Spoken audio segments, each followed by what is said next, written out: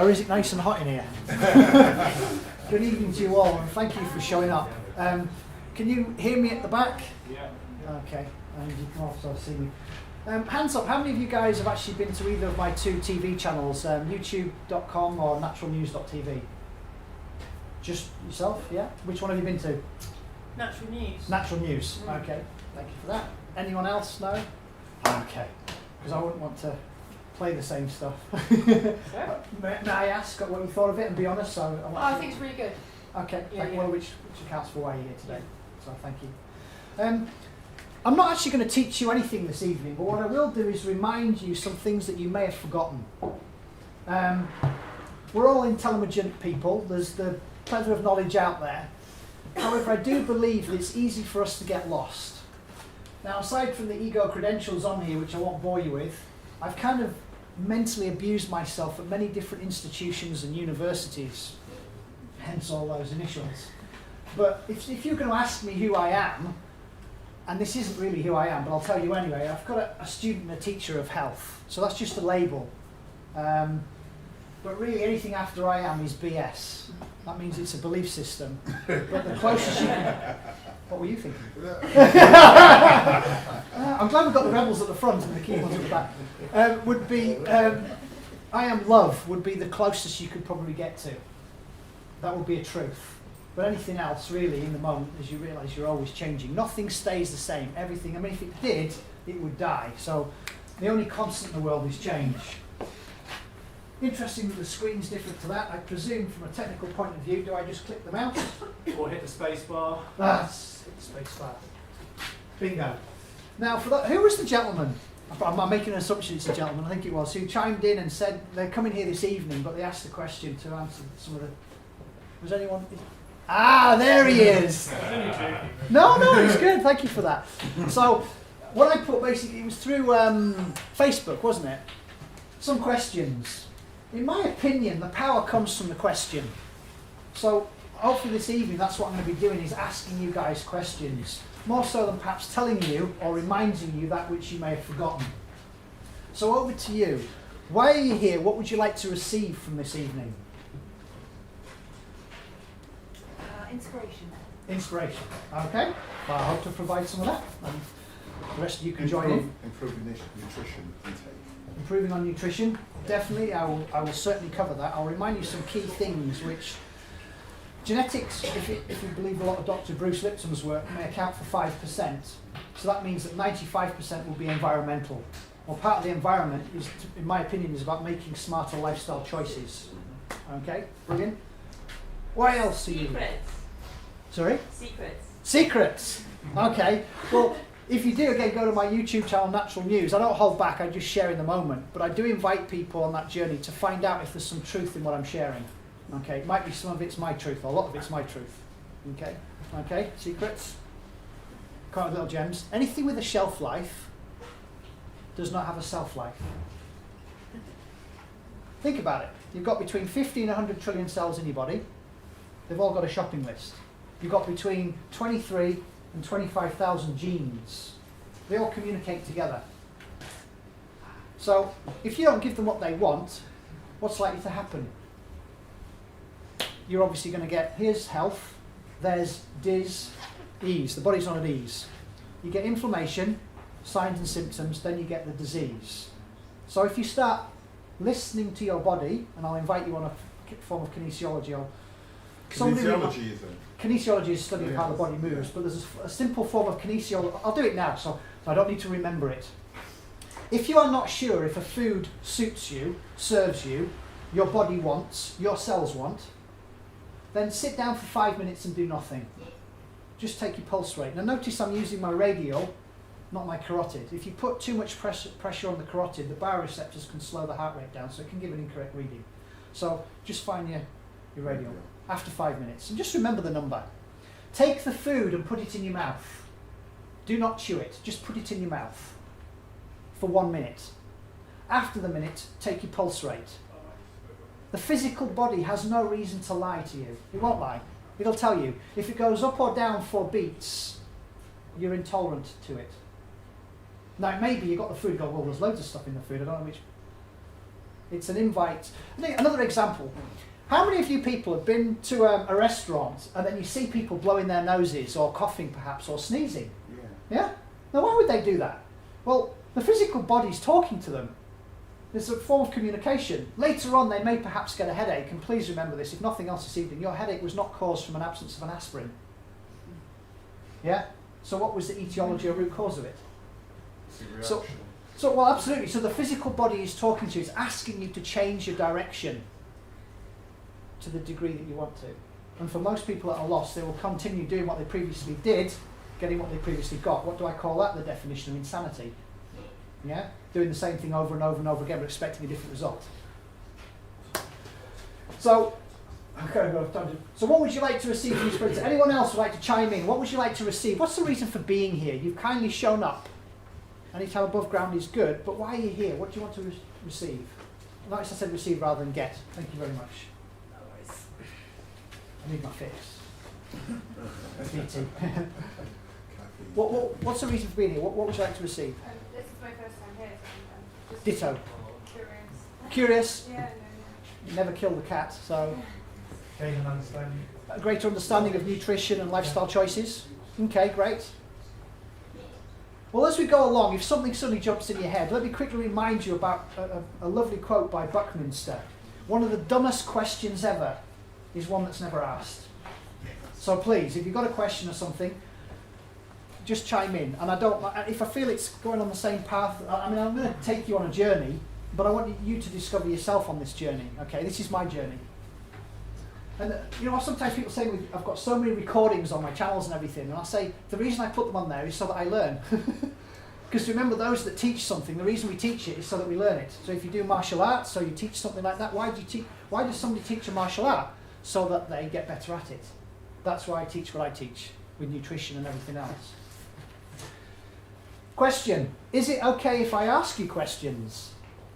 Yes. Everyone, is that okay? Yeah, that's brilliant. Is it okay, do I have your permission to challenge some of your beliefs, notice the LIE, and values?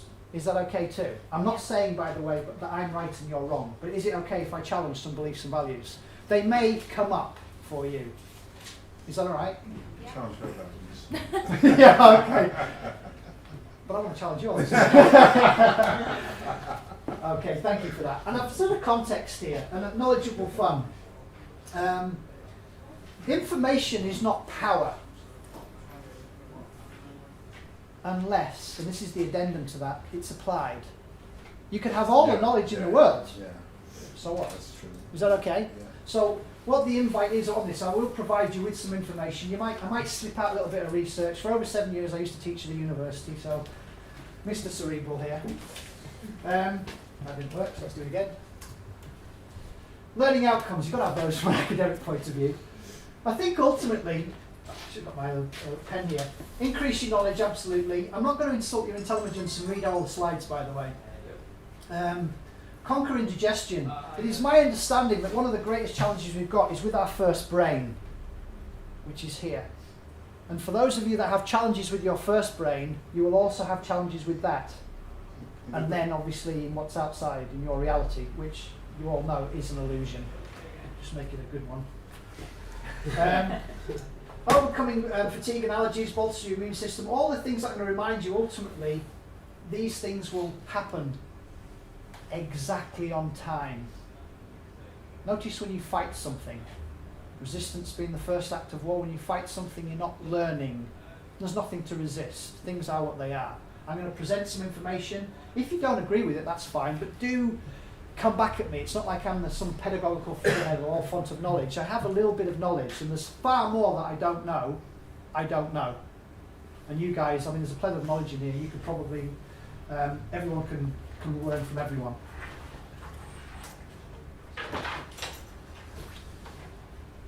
There is only one disease. The body is not at ease. What you will understand, though, is because when you go to our disease management system, let's call him or her a doctor, they will give it a label. And with that label, there will be a drug or a medical procedure. I'm not saying this is wrong. In my opinion, there are two wonderful things that you want to go to your hospital or see your doctor for. One is called acute traumas. What do I mean by that?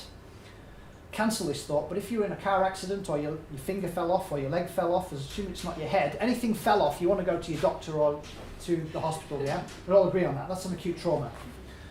The second thing would be diagnostic modalities. So in other words, if you would like to know, accept, say no to mammograms. Yeah? If you would like to know what's right with you, rather than what's wrong with you, blood tests, stools tests, saliva tests, whatever it is, go to your doctor. Is that okay? In my opinion. Anything else in between that, you are the best doctor for you. So you can listen to your body. Here's something, if nothing else from this presentation, that I'll leave with you. If your discomfort or pain in your body had a voice, what would it say to you? What advice would it give you? Now, it's a rhetorical question, but think about it. So whenever you feel that you've got a headache or whatever it is, just ask yourself the question within yourself. What's my body wanting right now? Or what does it not want right now? What's it actually asking me or telling me to do? Is that okay? Does that make sense? Yeah? Cool. 2 ways to create a disease. That's a question to you. Notice I've left them blank. What are they? Listen to your body's needs. You certainly need to listen to it, but in order to create a disease, what would you need to do? You need to put yourself into, it's part of the environment. Sorry. Out of balance. Absolutely, yin and yang, we're out of balance. Oh, I would say the first one would be toxicity. So here's a question for you. How many of you people put deodorant on, but wouldn't think of putting it? So here's my tidbit. Again, if nothing else in this presentation, remember this. Never apply anything to the biggest organ on your body, which is your skin, unless you would eat it. Does that make sense? Because anything you apply will then be absorbed. And that will challenge then the second biggest organ, which is your, thank you, your liver. And that's the main detoxifier, although it could also be the kidneys get involved with it. So as a healthy tidbit, I'm not into brands or Dr. Hauschka or anything like that, that if you can find something that's organic, being serious kills passion, but worse than that, it kills people. That's why we're in Libya and Afghanistan, so I'm not always going to be serious, okay? But just be mindful of these things, that it is living and breathing, and if you do apply, so if you've got deodorant, you might want to put it on your clothes or whatever, rather than putting it on your skin. Is that okay? So toxicity. The second way would be deficiency. Let me explain, I'll give you some examples. If you people, do you know of anyone who is deficient in, say, vitamin D? What could they create in their life? More sunlight. Thank you. Kids, yeah. Now, it's actually not a vitamin, it's a pro-hormone. And I could give a 3-day lecture on it, but I'll touch on some of it later on. So rickets is one of the things we're familiar with. It's actually a strong messenger to tell the calcium and phosphorus where to go and other nutrients. However, depression and cancer. 77% of all cancers can be prevented or alleviated with having enough vitamin D. Between 40 and 60 nanograms per milliliter in your circulatory system, you would need to have a blood test for that. I've got the information coming up on the slides. By the way, if you send me an email, I'll send you the slides. So you don't need to write anything down. Can I ask, is it true that vitamin D can get washed away if you shower too soon after exposure to the According to sun? Dr. McCullough, that's correct. However, what he also neglects to mention, and I don't want to steal my thunder because it's probably on slide number 30, is the fact that it has a 24-hour cycle. And what I mean by that, women have a 28-day cycle. Well, if you could go out, expose 60% of your body to the sun, make sure you don't burn yourself. It's not the sun that gives you skin cancer. The sunscreen will. But don't burn yourself, because then that could damage the layers of the skin and could lead to skin cancer. However, 10 minutes or 15 minutes, depending on the colour of your hair and how light your skin is and everything, you could get up to 12,000 international units the body would create. But unless you then went to sleep in a totally darkened room and went through the normal cycle 24 hours, that from cholesterol converted from UVB goes through 2 other phases to then create what's called vitamin D in the body. But it won't happen unless you're in a totally darkened room. For a lot of people, especially women who have an increase in breast cancer, they have these things which are not healthy to us. Lights. Started in Paris about 100 years ago, they started introducing lights, and when you've got any lighting, so here's my tip there. When you're in your bedroom at night, you should not be able to see your hand if it's there. If you can see your hand, Houston, you've got a problem. Yeah? You've got to be pitch dark. No EMF, electromagnetic frequencies. Just to remind us, you know that. And for you, sir, I can spend 10, 15 minutes in the sun, but you need to spend 10 times more than that. Because the darker your skin is, and obviously with myself, I mean, I'm not sure, but I've got like a line around here. You can see that's brown, that's white. They need more sunshine on there, you see, because obviously melanin, the protective layer. Yeah, but you need a lot more in the sun because of your dark skin, you see. I need more. You need more time in the sun, yeah.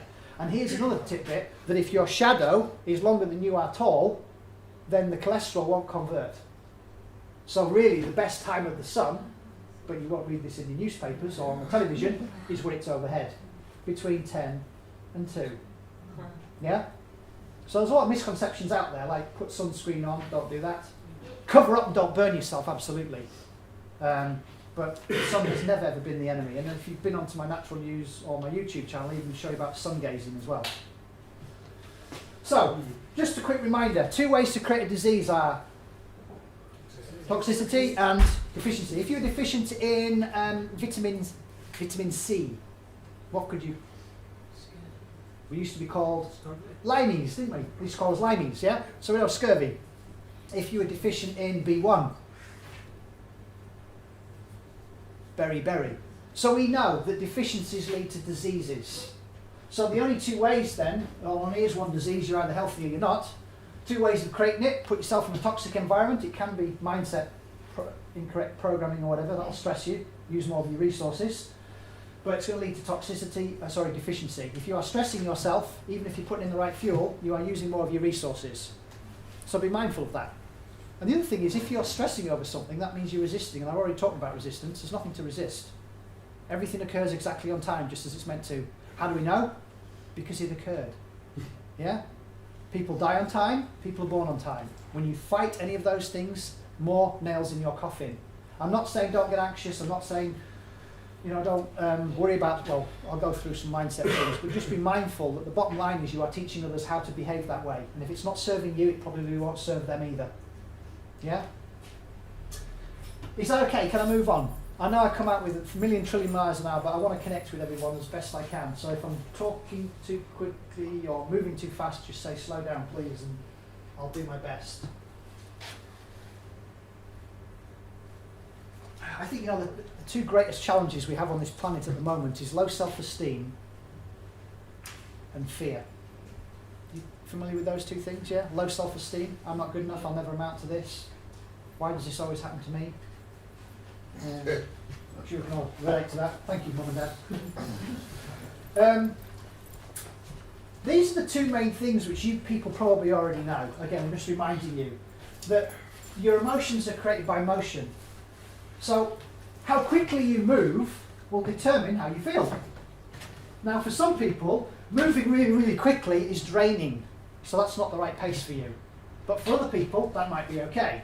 However, your emotion will be created by the motion. I mean, we're all familiar with Tai Chi and Qigong movements. Those are quite energizing, the Qi energy, which is the female smart energy, for the body. But for other people, they prefer to be out running on the treadmill of life. And they feel energized. So physiology is very important, that's number 1. The thing is also, movement is life. If you didn't move, you would die. Stagnation. Yes. If it's like gas brake, you focus on the brake. Halt on evolution, game over. So movement, we're designed to move. We were actually designed to, well, women especially were designed to sprint and then fall down. We weren't designed to do marathons. I'm not saying don't do a marathon, I'm just saying be mindful that we were designed to sprint. And that, my kind of training, that's, well, I'll sprint and that's it. A couple of times, and I'll do functional training. What you picture in your mind, what you tell yourself, what you're paying attention to, how could be the dimensions of the picture, the volumes of the sound, the brightness of the colours. So my invite for you is to just imagine that, let's suppose that you and I went out on a date. Okay? No chance. I'm going to flatter myself. And let's say we're out on a date, and after those 3 hours, let's say we went to a venue like this, and a lot of things are happening, and we left, and I go, did you enjoy yourself? And you go, well, Magnus, I had a shit time. It was pretty crap. Crap's caffeinated. No, but I'll go through what crap stands for. But you didn't enjoy yourself. And then you went through what you didn't enjoy. I bought you the wrong drink. Typical bloke, I didn't listen. There were some people in there that were fighting that you didn't particularly like. There were some people having an argument. And you know, and you focused on that. So this is like a camera. What it does is it zooms in on things and it makes things larger than life for smaller life. I mean, hands up, how many people do this? Yeah, do you guys do that? Yeah? Well, your quality of life then is designed what you focus on. The thing is, I had a great time. I got chatting to this beautiful brunette and, you know, we did a bit of flirting, we would do a little bit of dancing, and I had a good time. I might have not really noticed the people that were fighting. I might not have noticed the other things going on. I wasn't picking up on those things. It's not that they weren't going on, I just wasn't paying attention to them. I'm not saying I'm right and you're wrong, but I had a good time, you didn't. This is just one example. But it's all down to focus. And I won't fast track through, but simply I do it when I get people on stage and I get focusing on colours and all the rest of it. And quite simply what happens is you're quite easily programmed. We all are.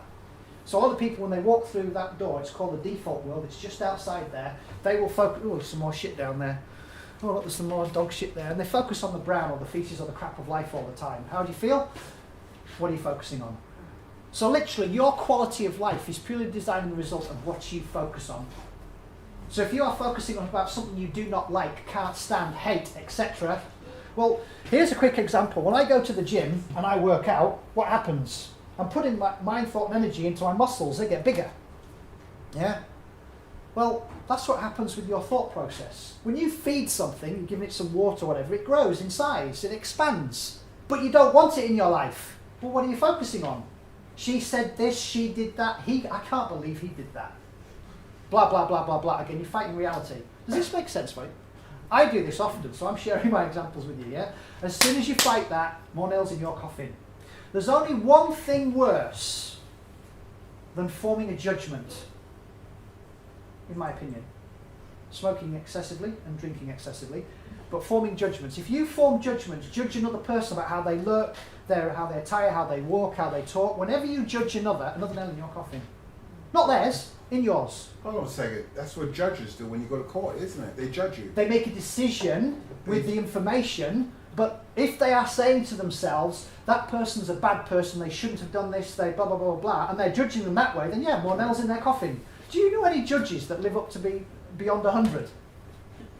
Look at the stats for doctors. Doctors live generally 10 years less than we do. So you want to get healthy, go to see somebody who deals in health who is. That's my invite. I mean, no offence, I think they're beautiful people, I just think they're misguided as pharmacologists in treating symptoms with toxic chemicals. Hello? McFly, what have we all bought into? You know, wake up, people.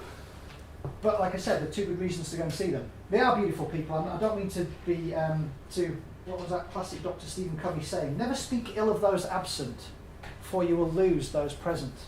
I don't mean to speak ill of doctors, I think they are beautiful people. I do think, though, as pharmacologists, they're misguided, in my opinion.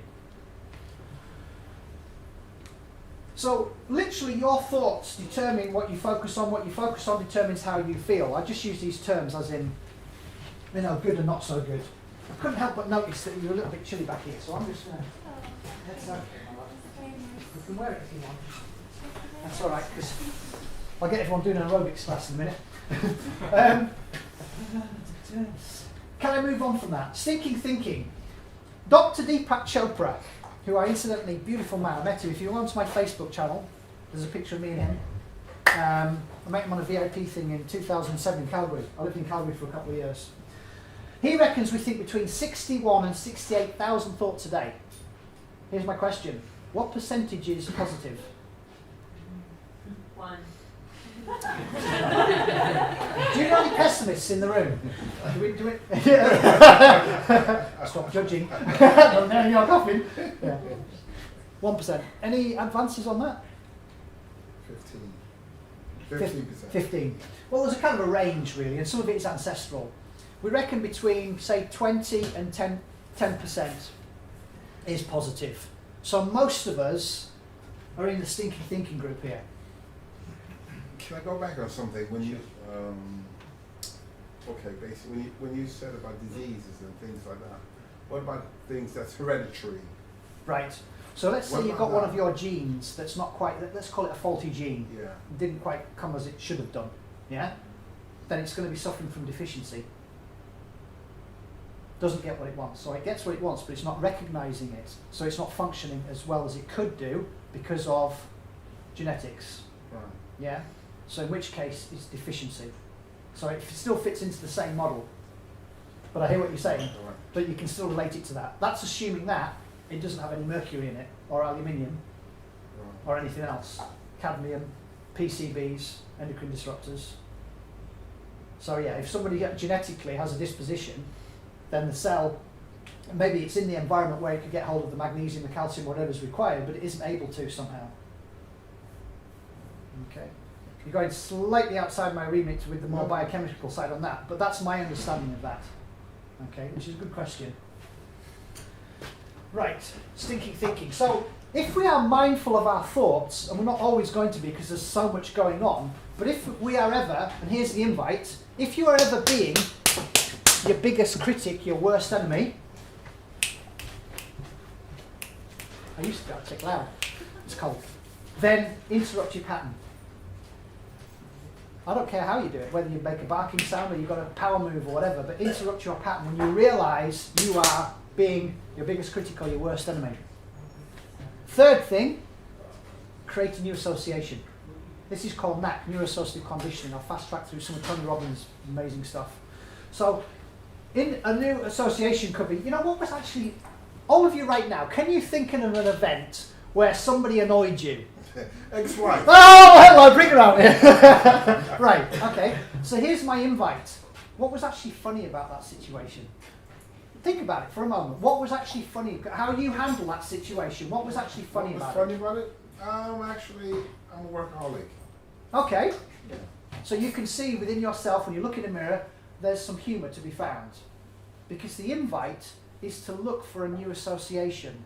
It could be fun. It could be Which is work. exciting. Well, that's because a man on a mission or a purpose Yeah. can drown out everything else, get buried in it, and, in my opinion, lose himself. But if you're enjoying it, then continue. But make sure you leave a legacy behind for others to benefit from. But my thing I'm focusing on here is just to be mindful of that. Okay? But to interrupt your pattern. And a new association can be anything that makes you feel good. That's the invite, to make yourself feel good, however that is. But as an addendum, not the expense of others. So really, I think that, you know, when people say, what's the meaning of life? Well, there is no meaning, but let's come up with one. Create many pleasurable experiences. Yeah? And find out who you are. That, in my opinion, those are the two main reasons for, yeah. Have fun. Have fun, yeah, absolutely. Create many pleasurable moments, but not at the expense of others. What did he say about opinions? Oh, no, no. What was that thing at the back that I said? Toby, about opinions? Oh, I can't remember. I'll try and remember the break. It was a dead pool, wasn't it, with Clint Eastwood, Dirty Harry. Opinions are like arseholes, and everybody has one. Who has heard of Richard Dawkins? It's a selfish... Oh, hello, he's obviously got some followers. Have you read his book, The Selfish Gene? I haven't read it. I just sort of seen his presentation and it just was quite... I've read it. But Right, what did you think of it? It's a very intellectual and academic book. Very No interesting. It's got good arguments. Absolutely. Yeah, well, he's an academic. And we all. You know absolutely everything about nothing. Mimetics, though, was what came out of the book. He talks about memes or mimetics, which is like a French word, which means to copy. So if I said to you, and some of you will connect with this, some of you may not, happiness is a cigar called... Bloody hell, look at that. How many of you people thought of that word? Yeah? You know, when was the last time that was shown on television or on 20 years ago? 1991, and it was a cinema. And even now, that gentleman at the back knew it was called Hamlet. Yeah? That is a meme passed down through generations of watching television. Okay? In the alpha state. Well, the brain goes through many phases, alpha, beta, gamma, theta, delta, but the point I'm making is when you sit and watching television, you are just being brainwashed and conditioned. I'm not saying don't watch television. Just be mindful of what you watch. Turn off your news. So mimetics, but did you know that 98% of your thoughts, beliefs, opinions, judgments, they're not even yours? How exciting is that? There you are sitting, judging somebody. Passing sentence, boom, yeah. It's not even yours.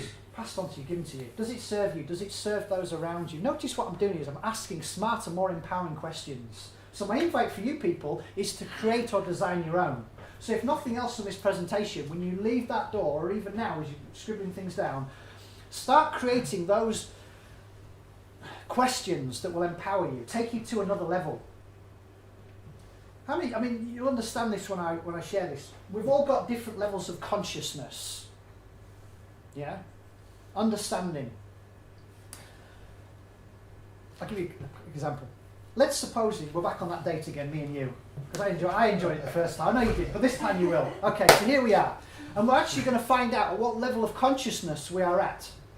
So what we do is we walk up to an escalator and we push the button. And as we get into the lift, we can see people on the ground floor. There's a lot of bloody suffering down there. A lot of FUs, a lot of people shooting, killing one another. Lots, they're in the pits. Yeah, it smells awful down there. That's the ground floor. Many of us perhaps were privy to that at some time in our life. Maybe it's one form of sex and violence loving. But that's the ground floor. But you and me, we're a little bit more conscious than that. So up we go to the second layer. Second layer, you've got a lot of people who are still kind of suffering, but not as bad as below. You've even got a lot of women running around being completely not of service to their kids and to their husband, but not to themselves. Not genius formulas, but there we go. Because they don't know any different. I'm not saying it's wrong. Shakespeare said it well, there's nothing either good or bad, but thinking makes it so. We label things very well, and with a label comes a meaning. Read the book, Man's Search for Meaning by Viktor Frankl. Not good. Well, it's a good book, but as in the meanings that we have on things. Anyway, level 2, slightly better. But as you can appreciate, the higher we go, because me and you, we're conscious beings, we even look up, right, and we can see other people up there. They're having a party up there. They're enjoying themselves. There's a 360-degree rotation and plenty of space, because hardly everyone's there. And we've even got people going, come on, come and join us. But we're not quite there yet. What's my point? Understand that your level of reality, like I've covered, is what it is. But your level of consciousness, ultimately, if you want to join Buddha and everyone else, is further up there. How do you get there? By filling this with more things that serve you and those around you. By finding a passion or a purpose. By shining your love light, whatever that may be. But for many of us, we're lost. I found mine. I'm part of the 1% of the population. Doesn't mean I'm any better or any worse than anyone else. I'm sharing my passion. That's why I've got these TV channels that's all free to watch and to pick holes in it. I had this one guy, I did one on microwaves. Oh my God. And he came back to me and okay, I used certain words which weren't structurally correct. But I gave him the research and everything else. He hasn't come back to me, but I'm not saying I'm right and he's wrong, but I just find it interesting when people say, oh, because I talked about Teflon pans and microwaves. So the 2 kitchen killers. Have you seen that one? Yeah, I've seen that. Yeah, well this guy chimes in on me and so I gave him the information. I engaged my ego. I'm not familiar with that. Ego means edging God out, according to Dr. Wayne Dyer. I like that, ego. So, where do your thoughts come from? So when a thought pops into your head, whatever it does, where did it come from? The environment. Absolutely, it's come from somewhere, hasn't it? But you don't have to keep hold of it. But many people will, beating themselves up when they're in their coffin. So become mindful of it. Interrupt your pattern. Make a noise, bark like a dog, power move, whatever it is, and then create a new association. Yeah? That's... Who's heard of NLP? Well, NAC is just like a branch off from that. I'm into owning things, but ultimately we can blame our parents. Do you know what? You're just like your mum. You're just like your dad. How many of you believe that? Obviously, if you were raised in that environment, you are going to... We're all products of our environment. However, most of us create a lifestyle around our own pathology given to us by somebody else. Become mindful of that, because you are not that. So mimetics are viruses. Other ones we could come up with, you could do the... and put the freshness back and do the... Holy crap. And helps you work, rest and play. What is it? A Mars! Fantastic! These are all memes, but there are other things as well. You know, like staring at the sun will make you blind. Is that true? Well, I've been doing that for how long? And I've tested my vision and... No, not true. Well, for my case of the art. Yes. I don't need to. You've already read that. Now, yeah, I was going to show you a video, but we had a bit of a technical glitch. So, the invite is, for those that haven't been, go to the Natural News channel, and it's called Energy Flows. Hello and welcome. Thank you very much for joining me, naturalnews.tv and my YouTube channel. My name is Magnus Mulliner. I'm going to make a statement. See if you can find some truth in it. Where your intention goes, energy flows. Is that true? Can you think back in your life where you thought about something, you then took on a certain behaviour and or actions, and then you got the results you wanted? Isn't that amazing? You probably never even congratulated yourself for achieving that or getting to where you wanted to go. And then there might be those of you listening to this recording that set out on a mission but didn't get to where you wanted to go. And I find it interesting that perhaps the result of that was, I liken it to this: if you treated me like you treated yourself, you'd be locked up. So it's socially acceptable for us to mentally, emotionally abuse ourselves and continue with life. Obviously teaching others how to do that. Not a genius formula. The first thing to do is to become mindful. So what I thought of sharing with you, and you already know this stuff, like I often say on these recordings, I teach you absolutely nothing, but I'll remind you those things that you may have forgotten. So if you're not happy with your life, and let's say that you're in a bad relationship, I mean, and I often say this, I'm using these terms so you understand, but Shakespeare said there's nothing either good or bad, but thinking makes it so. But it's a label. But let's say you're in a relationship that's not conducive. Let's say you're in a relationship that might be abusive. Or perhaps you've had that kind of relationship. I'm sure you took 50% responsibility, or maybe you didn't, maybe you blamed others. But my point is this, that your thoughts will eventually lead to your behaviour and actions, which will then get the results you're getting. If you do not want the results you're getting or the outcomes, then obviously you're required to change this. And for most of you, you might say, well, I never co-created or wanted to have this relationship. I would probably challenge that. And the reason for it is because the subconscious mindset is far more powerful. I'll give you a case in point.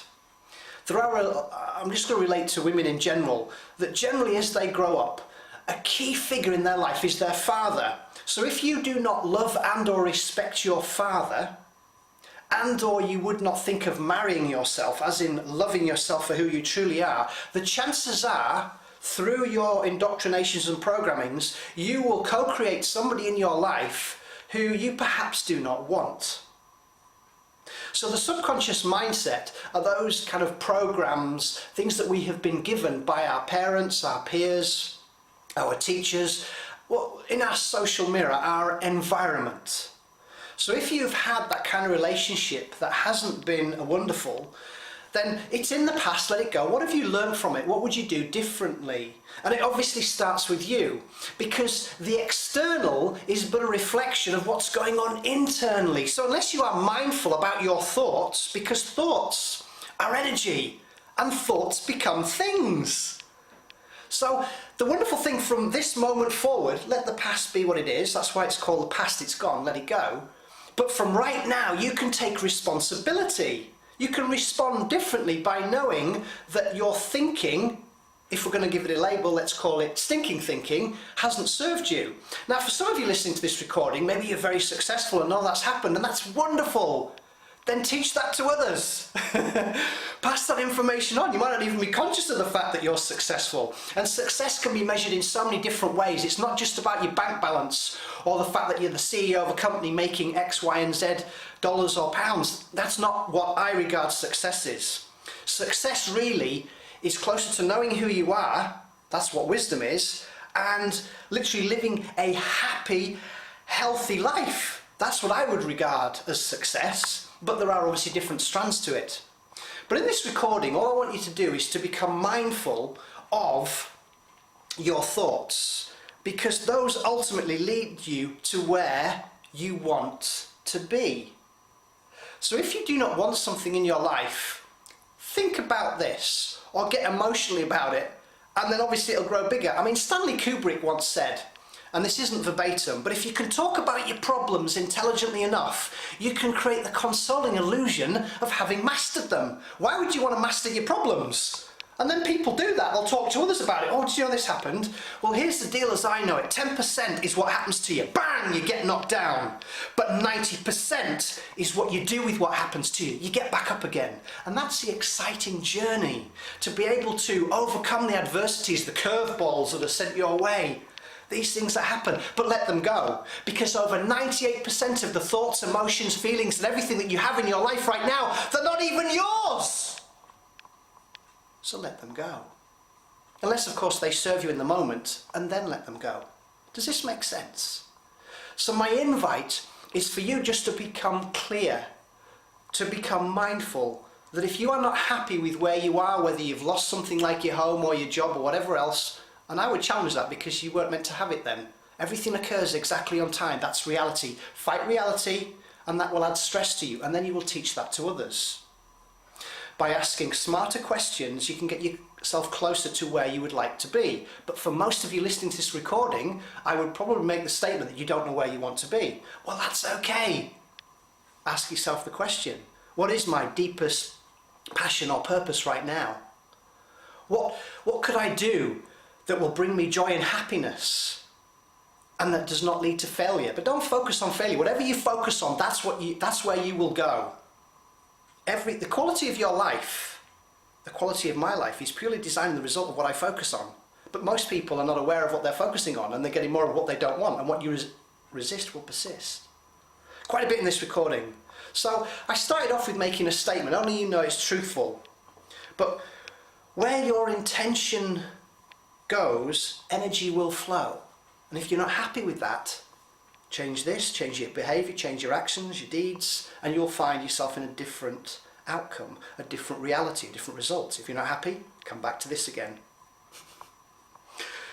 I often say this, and I sincerely mean this, but create to yourself a fantastic day, because you can do that right now. You can create whatever you want by directing this. My love to you all, and bye for now. Where your intention goes, energy flows. That is the fast track from the presentation. So whatever you focus on, that's what you get. If you don't want it in your life, just focus on it. Like the bicep.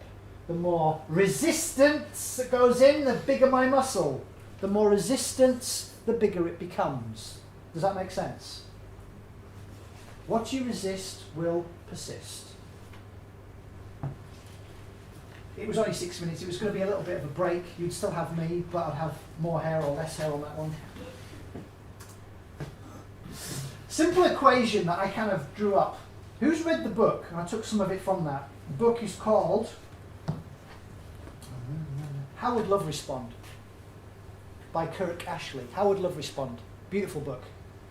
The first bit, for some women, might not be, but it talks about getting to know Chuck Norris and a few other things that he did and how his friend died and blah, blah, blah, blah, in a helicopter. But the main part of the book is how he overcame the challenges that he created in his life. How would love respond? Your thoughts lead to your actions, or your thoughts lead to your behaviours, which equal the results or your reality or your outcomes. If you're ever not happy with your reality, which I've said before is an illusion, let me quickly explain. If we all saw the same event and we all wrote down what we saw, how come there's a little bit of overlap, but there's some things that don't quite add up? Depends on how we were conditioned. And then you can ultimately have what's called a new destiny. So if you are ever not happy with your reality or your results, you've got to change your thinking. How do we know that? Because the beautiful man called Einstein said, problems cannot be solved by the same level of thinking which created them. So, back to the drawing board, change your thought process. How do you do that? Interrupt your pattern, find a new, smart, more empowering question. That's my invite. What can I learn from this? What can I learn from this that I'll never do again? What's actually funny about this? I mean, how many of you people have heard that one day you can look back and laugh on that situation? How many people have heard that? Why frickin' wait? Do it now! Holding back causes suffering. There's the invite. Don't hold back. Now, those absent in the room, I'm sure this doesn't happen, but how many of you people know of others that either complain, criticise, gossip, worry, fear, or excuse making?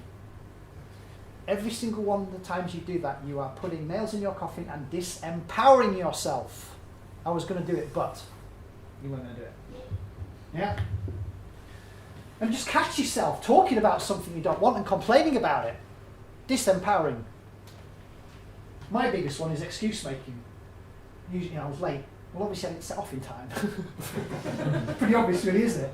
No, it's traffic. No, it wasn't. I forgot to set off on time. Well, okay, it might be. But we worry and we fear. And then with those things, our self-esteem, our self-efficacy goes down and down and down. You become mindful of it. So if you are able to catch yourself doing any of what I call the 5 mindset toxic sins, if you catch yourself, if you are mindful of it, create a new association. What can I learn from this? What do I love about that person? You've just divorced them. What do I love about them? And please remember this, when you ask yourself a question, it's got nothing to do with them, it's about you. Everything that you love about me, or don't love, or don't like about me, has got nothing to do with me. It's about you. It's like everyone's a mirror. But please don't abuse the angels that come into your life, that may provide you with something. But any time, there's the mirror. What you like and love about me has got nothing to do. As an example, I had an audience, 2000, when I was in Calgary. And I had people coming up on stage, shaking my hand and all the rest of it, saying how brilliant I was. Well, who are they congratulating?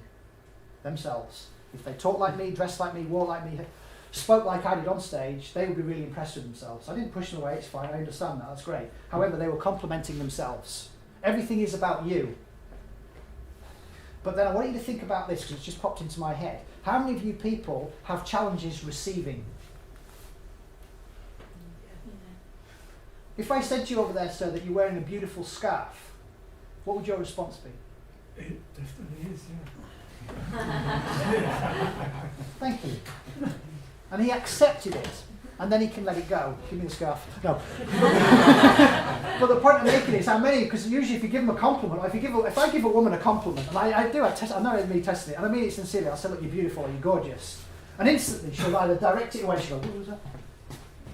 Somebody else you just gave that to? Or she will, oh, well, you're good as well. Yeah? But just be mindful of that. So if somebody presents something to you, they're presenting themselves absolutely. If you find truth in it, let it go.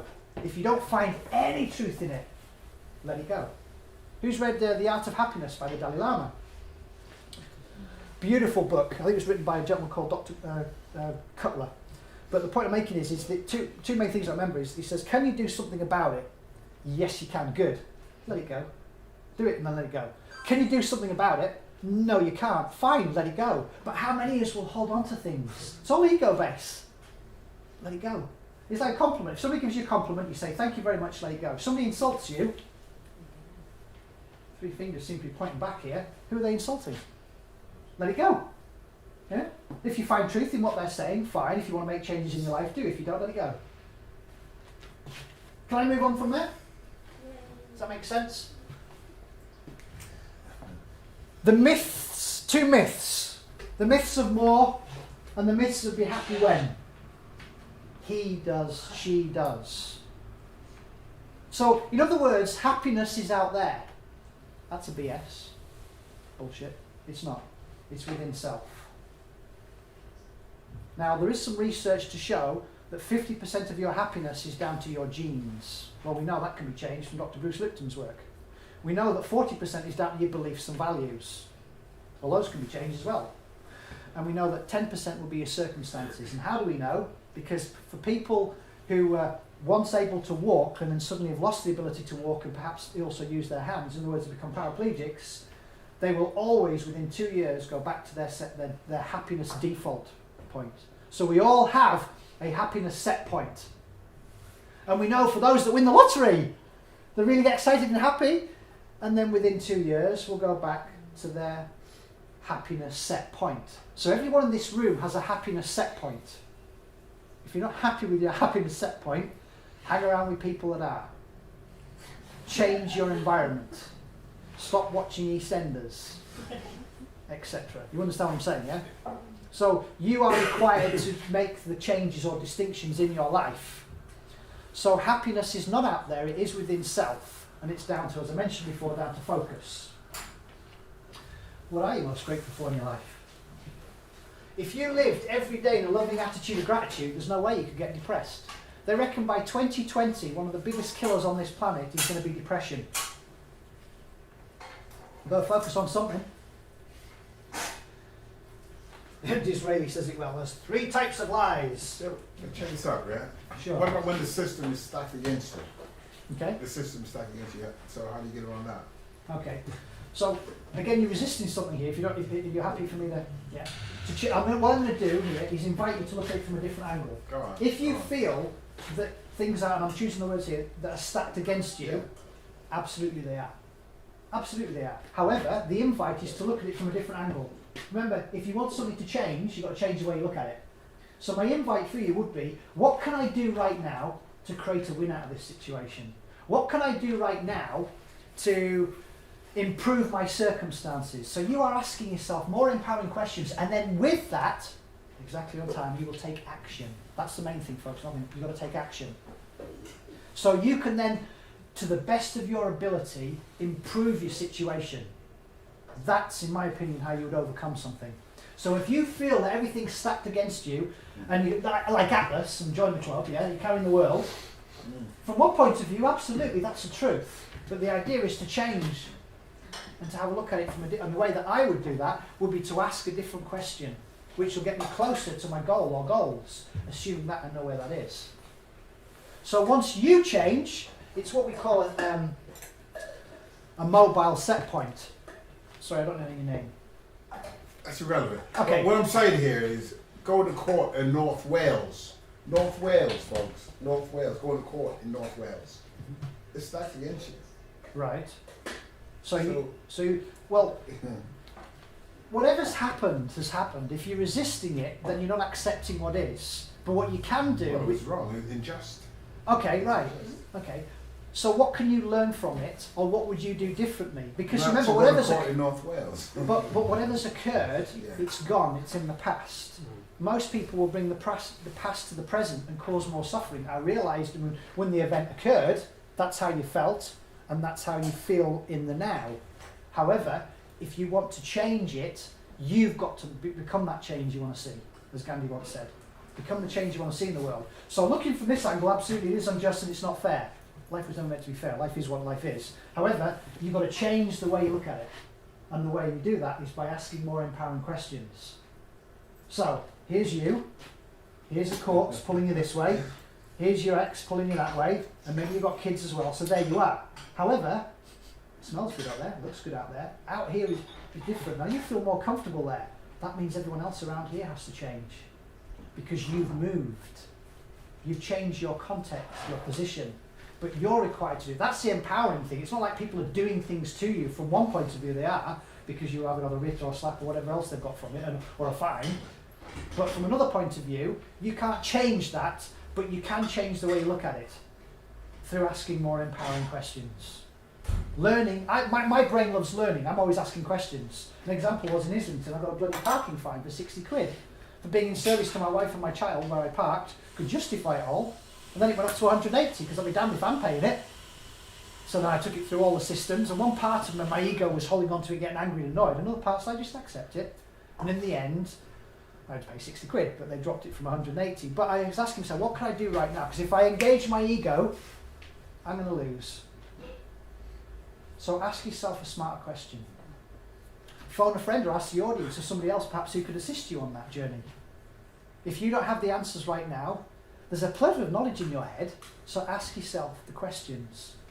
Yeah, all this information's in there. Or use the internet. Yeah.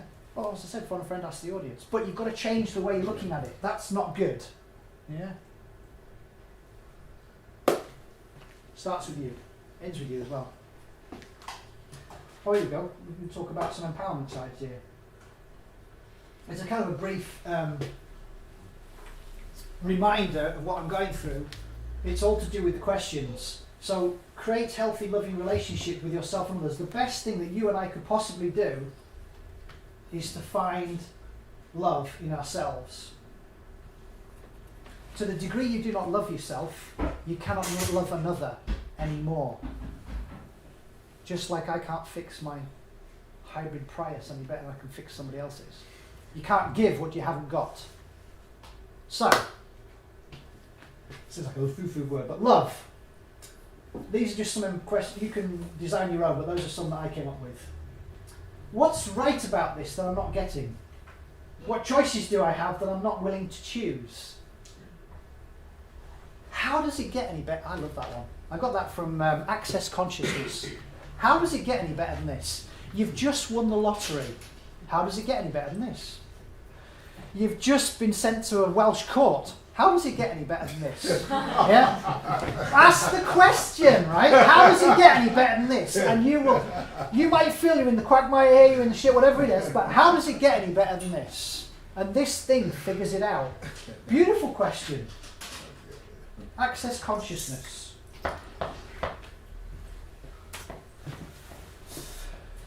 Nutrition, you people wanted it, I'm going to download it pretty succinctly. If you remove those things from your diet, instantly you will start to feel better. Less brain fog, ultimately you won't become a medical statistic. Now, I don't want to run a 3-day lecture on this, and there's a great book that's come out this year by a guy called Dr. William Davis, and it's called Wheat Belly, W-H-E-A-T belly, wheat belly. Gluten, it's barley, wheat and rye. It's in most products. It's killing you. It's not the staff of life it was 2,000 years ago. And he goes into detail talking about the number of chromosomes in 2 or 3 2,000 years ago to about 42 now. The body, when it gets into the first brain, the body goes, what the hell is it? But in order to be absorbed, digested, assimilated, then eliminated, it will cost more than it delivers to you. Now it might take weeks, months, years, even decades before you get given the label of Crohn's, colitis, wheat intolerant, or whatever other label it is. Why wait to become disabled, people? Do something about it now. My invite for you is to replace or to stop eating things that contain barley, wheat and rye, aside from the fact that it's likely to be GMO anyway. What is GMO mean? Genetically modified organisms. Okay. It's on the list, I think. Yeah, it's right there. But most, if you go to the States, something like 90% is GMO wheat anyway.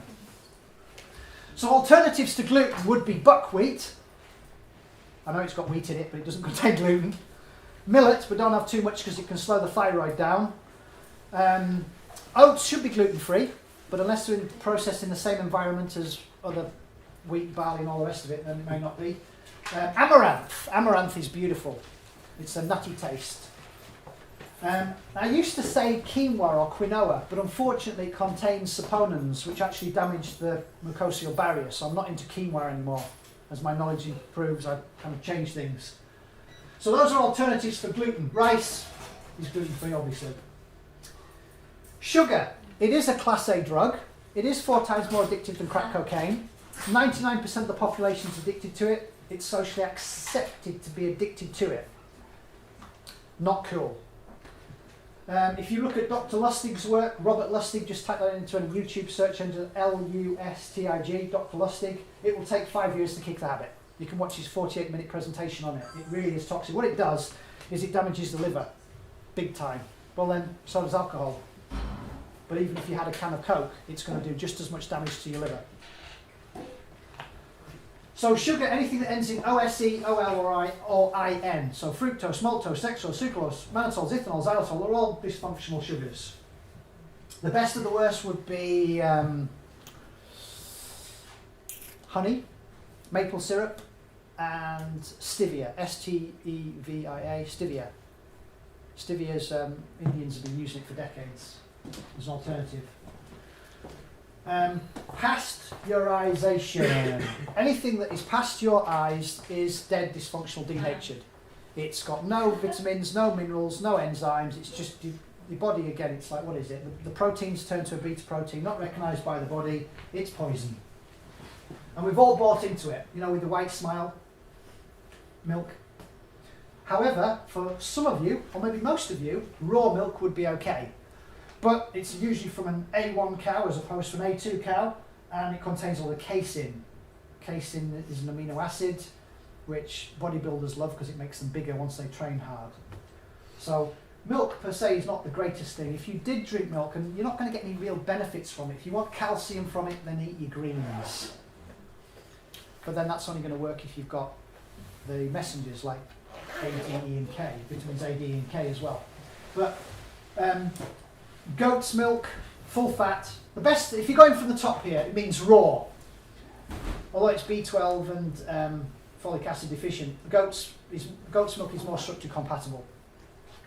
Organic, obviously, although it gets another farmer, cow's milk.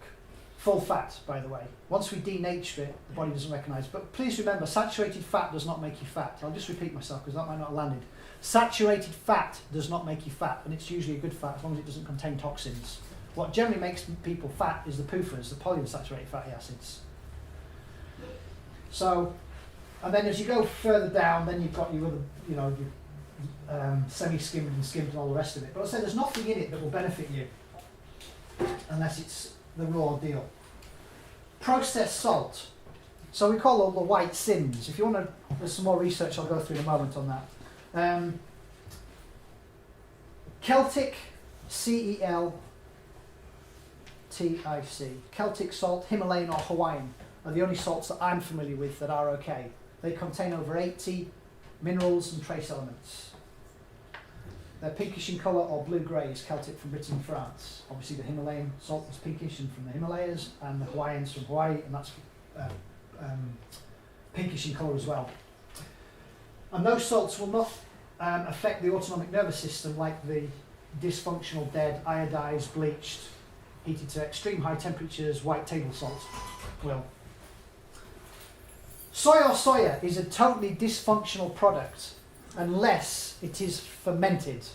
Miso, tempeh, natto. And if you don't believe me, go to the Western A Price Foundation and you'll find more research on there, or soyonline.nz. Soy has been seen as this great wonder thing. A lot of vegetarians and vegans consume it, and trust me, I'm not a doctor. When you do your due diligence on it, you'll find that it's actually killing you slowly, affecting your hormones.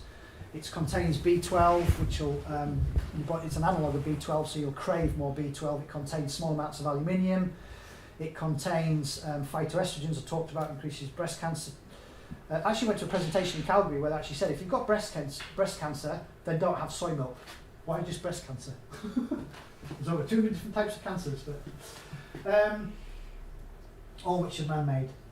So soya, not cool, and there's a list of other things that it does as well, which is not cool for the body. Main thing, as I say, it damages the master regulator, which is the thyroid, the shield. Sweeteners. Aspartame, Splenda, acesulfame, those kind of things. Kibosh them, yeah? Say again? Genetically modified organisms, yeah? Oh, sorry, thank you for that, yes. I dropped it in before, but yeah, it's come back on, yeah. GMO, genetically... generally, corn, wheat, there's about 8 different things. If you go on to www.mercola.com, go onto his website, you can subscribe for free. It's the biggest health website in the world, and just type in GMO, and there's about 8 different GMO things that you want to avoid. Okay? The main ones are wheat and corn and all the rest of it. Thanks. Sorry, I just wanted to ask, what's your opinion on the effect on the body due to veganism? What's your opinion? My opinion is don't get stuck there. Don't get stuck in vegetarians, don't get stuck as carnivores, don't get stuck anywhere. What you are required to do is give yourselves what they want. What I find a lot of my clients who are depressed are usually vegans or vegetarians, only because they lack B12, they lack zinc, they lack amino acids, they lack omega-3s, and that's just the start. And how do I know? Because I'll measure those things. I always seek to understand first before being understood. But that's my general opinion if you get stuck there. So don't get stuck. Have periods of time of doing those things and giving yourselves what they want.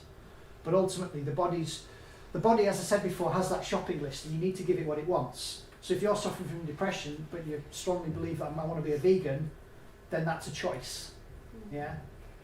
But be mindful that in my opinion it's not a genius formula for you to, I've got to say, suffer from malnutrition, believe that you're doing the greater good, teaching that to others when you've been labelled with a disease. Now that doesn't happen to everyone, but the cells require all those different amino acids, well, the macro, fats, carbohydrates and proteins. But as a reminder, there isn't one single essential carbohydrate on the planet.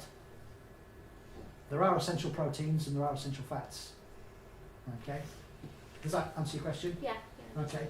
But I'm out vegan days and I'll have vegetarian days and so on. Processed oils, canola oil, saffron oil. Organic? What about organic? None of those orgasmic, no. The good oils. Organic sunflower oil. What do No, you think don't about go there. Don't go. Don't go there. Organic sunflower oil. Correct, don't go there. Why is that? Because of how it's processed. Even though it's organic, that's fine, but it contains too many PUFAs, and it's the processing. The invite would be to try these oils, okay? Coconut, Yeah. palm oil, red palm oil.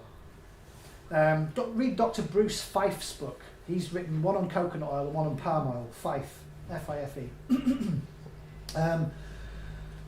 Ghee, butter, lard. Make sure they're organic. Goose, duck fat. Those are more better because they're more saturated, stable fats. I generally eat butter every day. That one of those things, but I chop and change which type of butter and what it is. But daily I have that.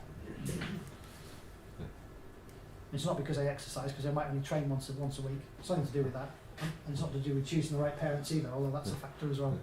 A couple of weeks ago, we had a lady come down to do the urine therapy talk, Sylvia Chandler, Right. and she was talking about doing a mouthwash using organic sunflower oil. Okay. It's using it as a mouthwash, not actually. Oh, that's oil pooling. She Yes, talked about oil correct, pooling. correct. Right. Okay. I'm talking about eating it. Okay. Digestion, you're talking about. I'm talking about digesting it. I mean, Right. some of it will go in. You can't help that. That's Yeah. correct. But that's oil pulling. That's a different thing. Yeah. Okay. Yeah, Yeah. just want to clarify. Yeah. I'm talking about consuming. Yeah. And also, what about hemp oil? Hemp oil is fine. Yeah. The only thing with these is to do with the smoking point. All oils and fats have a smoking point, and when you go beyond the smoking point, it becomes carcinogenic, rancid, and fetid. So the ones with the highest smoking points are avocado oil, coconut oil, palm oil, ghee, butter, lard. Those ones. Peanut Say again. oil. Peanut oil. I'm not sure about that one. That's got one smooth one. Right, I'm not sure about how it's processed, but that may be. That's thank you for that. I'm not sure. There's a few different nut oils, isn't there? Say again? There's a few different nut oils you can use. Right, there are other oils that I haven't mentioned, and I'm not familiar with those, but the idea is to rotate them and as best you can make sure they're organic. But when you, like olive oil, fantastic, liberally on your salads, but don't use it at temperature.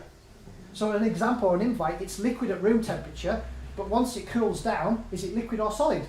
And usually it's solid because it's changed the structure. So you've gone beyond the smoking point with it. This is my passion, the main bit. I mean, I could spend 3 days just talking about these things. So here's one of my simple quotes. If you are more alive than that which you're about to eat, you have a smarter choice to make. Let me repeat myself. Here's an apple, here's a chocolate bar. I'm not saying don't eat the chocolate bar. However, this is going to energise and give your cells what they want. The chocolate bar is going to take it away. Why? Because it contains wheat and it contains sugar. It'll have vegetable oil in it, and you see where that's going. It might even have soy in it. So be mindful of that.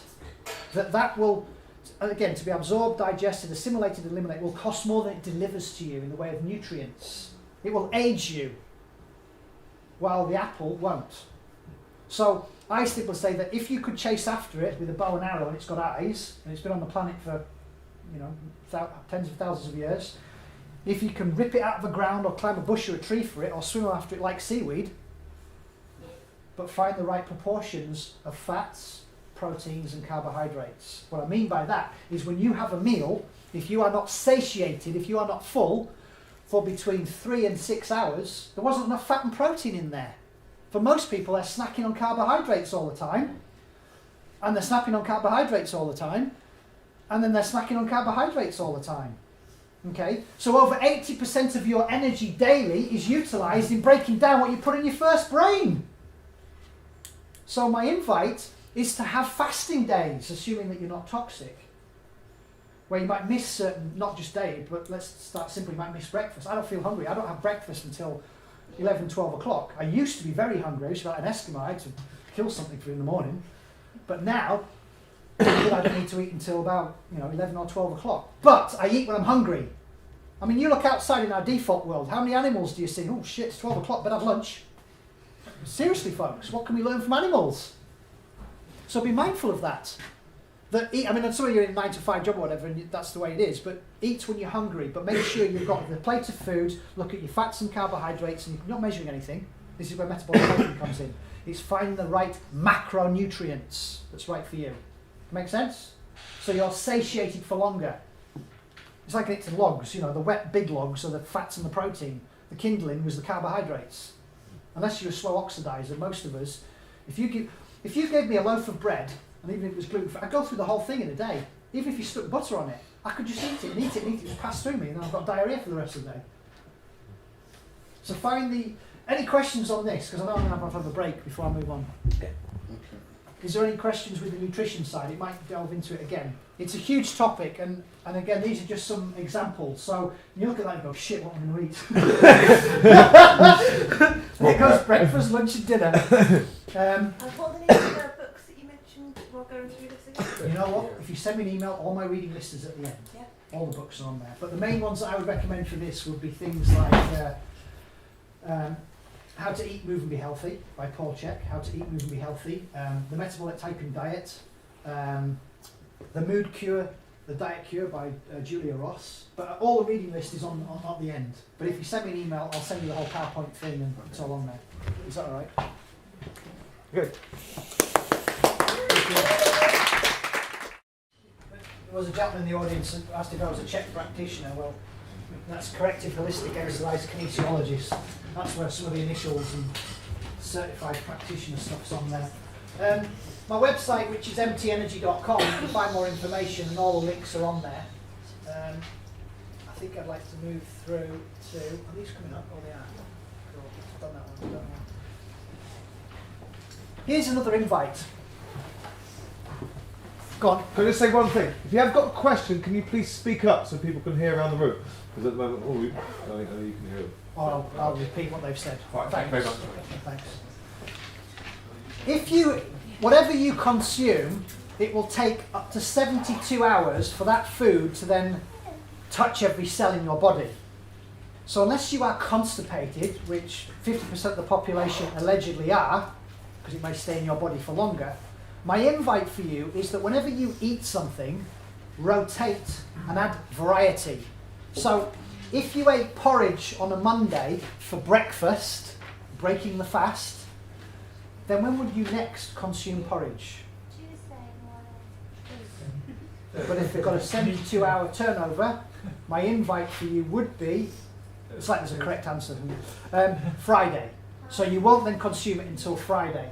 Because all the nutrients and goodness that are in oats, assuming that, I mean, oats are gluten-free, and like I said, unless they're processed in an environment that isn't, or the transportation mechanisms used may contain barley, wheat and rye, or spelt, is to then not have oats on Tuesday, Wednesday, Thursday, but to have something like fruit with some full-fat Greek yogurt, or whatever else it is, or wild Alaskan salmon. Now for me, you see, when people ask me what do I eat, and you can see something on my TV channel, whatever that I cooked the evening before, or what I'll do is I will prepare a meal, I'll steam some of my vegetables. Cooking with tomatoes increases the nutritional value of them. Lycopenes, so it's good to heat some foods and not for others, because once you go above 122 degrees Fahrenheit, you kill the enzymes. And enzymes are our friend. And we have a limited amount in our body, and the more dead, dysfunctional, denatured products we consume, the more we tap into our enzymes. And you require enzymes to break down the food. It starts off in the food, but if it isn't because the food is a product or it's been heated to above 122, when you put it in your mouth, enzymes are produced when you masticize or chew your food. So here's one of my tidbits that you need to remember on the nutrition side. What I'd like you to do is to drink your solids and chew your liquids. Let me repeat myself. Whenever you put food in your mouth, you go chomp, chomp, chomp, chomp, chomp, chomp, chomp, chomp until it's liquid, and then you swallow it. If it doesn't become liquid, take it out, or carry on chewing. Because if not, it then challenges this area. But most of us got to go, got things to do, rush, rush, rush, chomp, three mouth, and I'm down, I'm gone. So then, 80% of the energy being to break down the food is then challenged in here. Question: how many of you people, after you've had a meal, within 2 hours, you're like, energy levels drop, hands up, be honest, yeah? Why is that?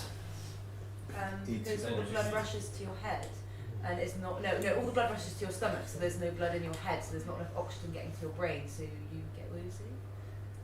That's not a bad theory, yeah? My invite would it's because you ultimately you have not controlled your blood sugar. So if you eat food that has a high GI, a high glycemic index, so let's just call it a product that your body doesn't recognise, a Greggs sandwich. Once you consume that, once you break it down, because it contains more carbohydrates. So remember, bread actually has a higher glycemic index than normal table sugar does. So you have a high, as in it's broken down quickly in the first brain.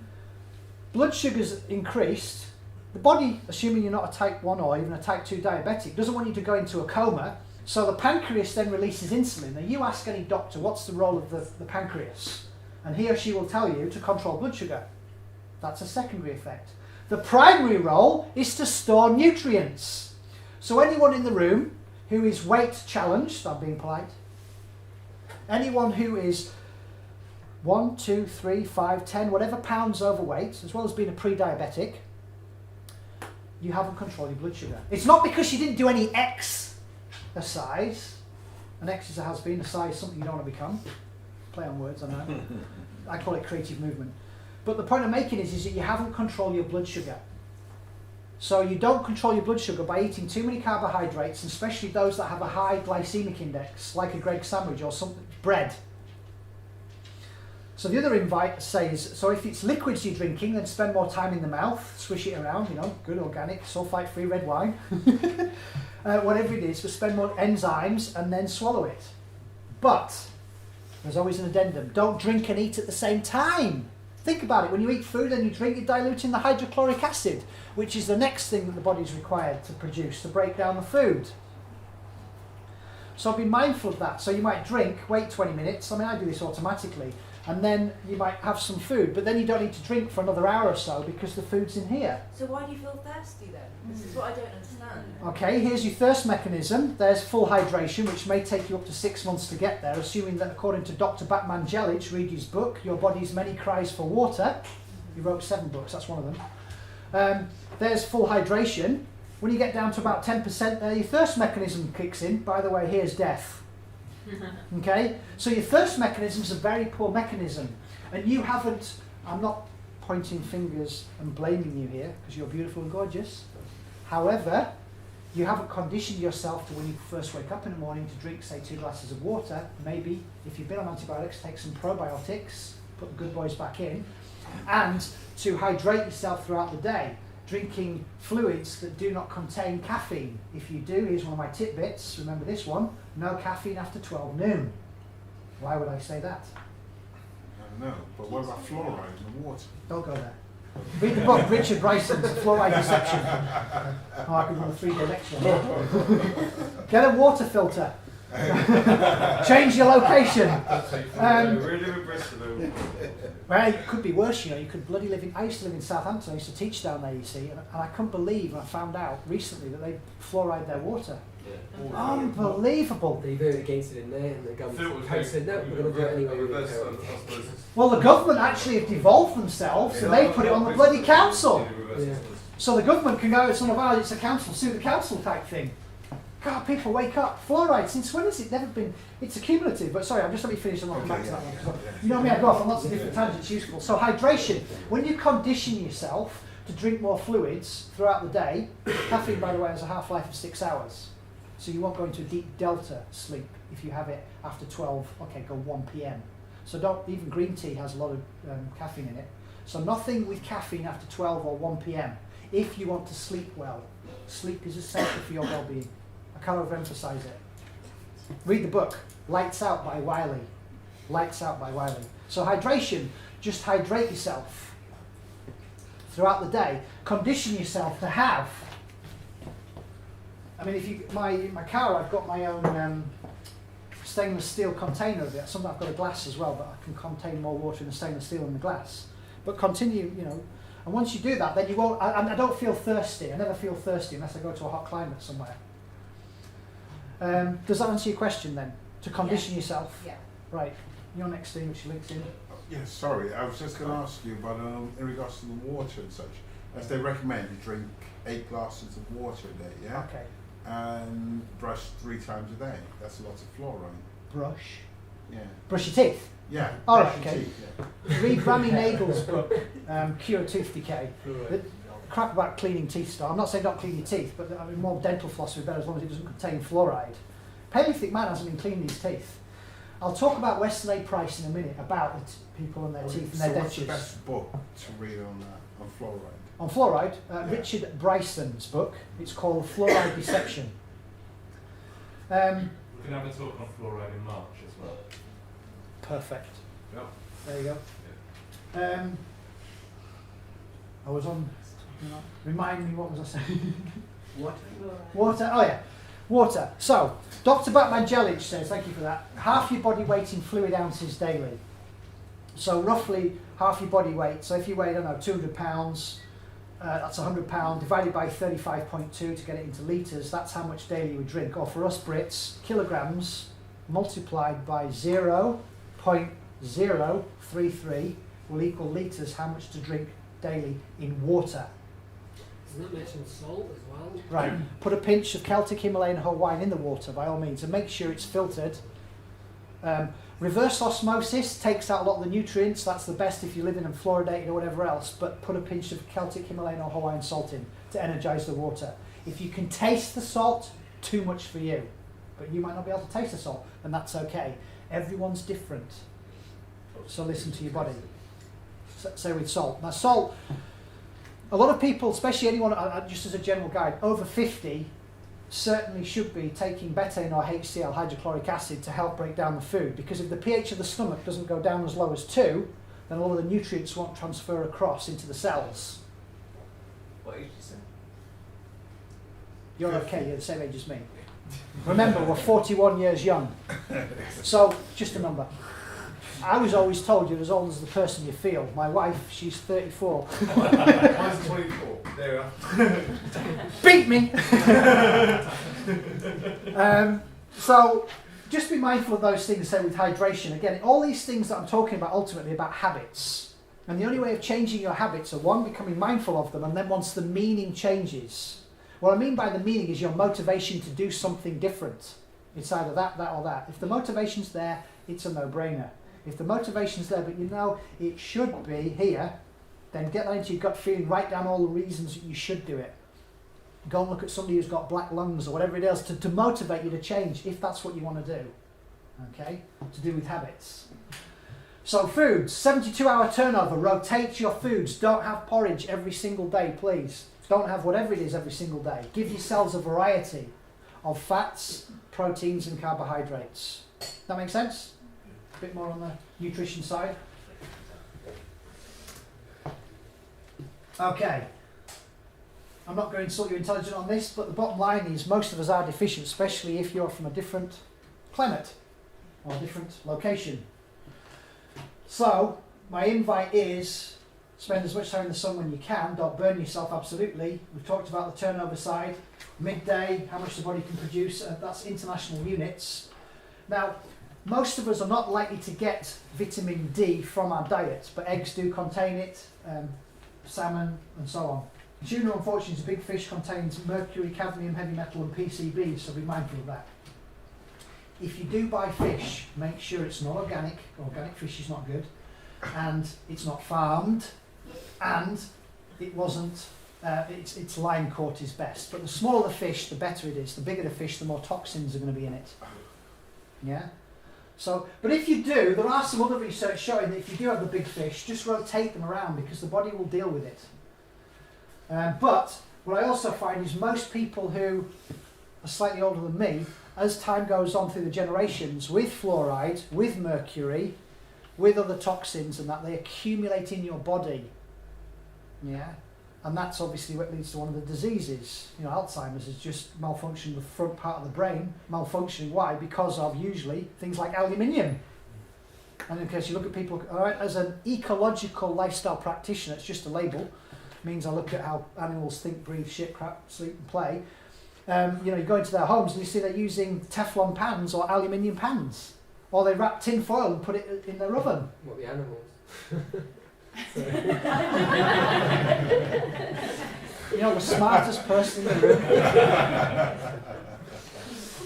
Thank the Lord for the gift of laughter. We are animals. In fact, I'll even go and say we're all children. But most of us carry the persona of an adult and we even dress like one. But that doesn't always serve us. So be mindful of that. We are all children. Children of the Great One. 77% of all cancers, there are over 200 different types of cancers. If you people like what you're hearing, I'll invite me down and I'll do my presentation. Cancer's not a disease, it's a survival mechanism. We've bought into a lot of BS from the media. Cancer is not something that zaps into you, it's something that you create down to poor environmental or lifestyle choices. And if you do get cancer, I get excited by it because that means you can change your lifestyle to the degree you want to. And of course, what do we do? Cover up, don't burn yourself. I'm talking about sunscreen. So sun is your friend. If your shadow is longer than you are tall, then it won't convert. You do need the darkness. My invite is, and you can get some more information off these here. Again, I'll send you the PowerPoint if you go to my website's there, my email address is there. Grassrootshealth.org. Again, if you can't measure something, it has no value. A blood test, prick test, you can send it off to them. And if it's not between 40 and 60 nanograms, then it's the invite to take supplementation during the winter periods. Yeah. Like everything, yin and yang, too much is not good, too little. More than 200 nanograms per milliliter has been shown can cause challenges. Less than 40 can lead to all sorts of challenges, which we spoke about, like depression and cancers, unlikely with rickets unless you're growing up. Is that okay with vitamin D? It's not a vitamin, it's actually a hormone. Could I just ask a question? I don't know if I got the answer. Go on. Well, from what I know, apparently cancer can actually thrive in an alkali body. So if your body is completely alkali, cancer sort of can't exist. But you're saying eat foods like cheese and egg yolks and meat, and all of those foods are really highly acidic. I didn't say eat cheese, did I? I said no pasteurisation. Unless, of course, it's raw. It's on your thing. But you said, look, you should have cheese and egg Oh, yolks. sorry. Right, so I've got you. These are foods that contain vitamin D. Yeah. But they're like really acidic though. So interesting. 70%. Yeah. Can I challenge what you just that statement though? Yeah. Okay. Meat is acidic, but when it breaks down in the body, it can become alkaline. How? Because of the biochemical process of breaking the meat down. However, everyone's different to the degree of how much of the alkalinity is required in the body. The pH of your body should be 7.45. That is neutral. The body never reaches what we call homeostasis or balance, true balance. It's always out. So twice throughout the day, the pH of your body is going to become acidic and will switch. It naturally does that. It's required to. I can do tests for that in saliva and urine to find out how acidic you are, but the body's going to switch. So consuming, depending on your metabolic type, some foods that may be acidic, like orange is acidic. In my body, it's a no-no.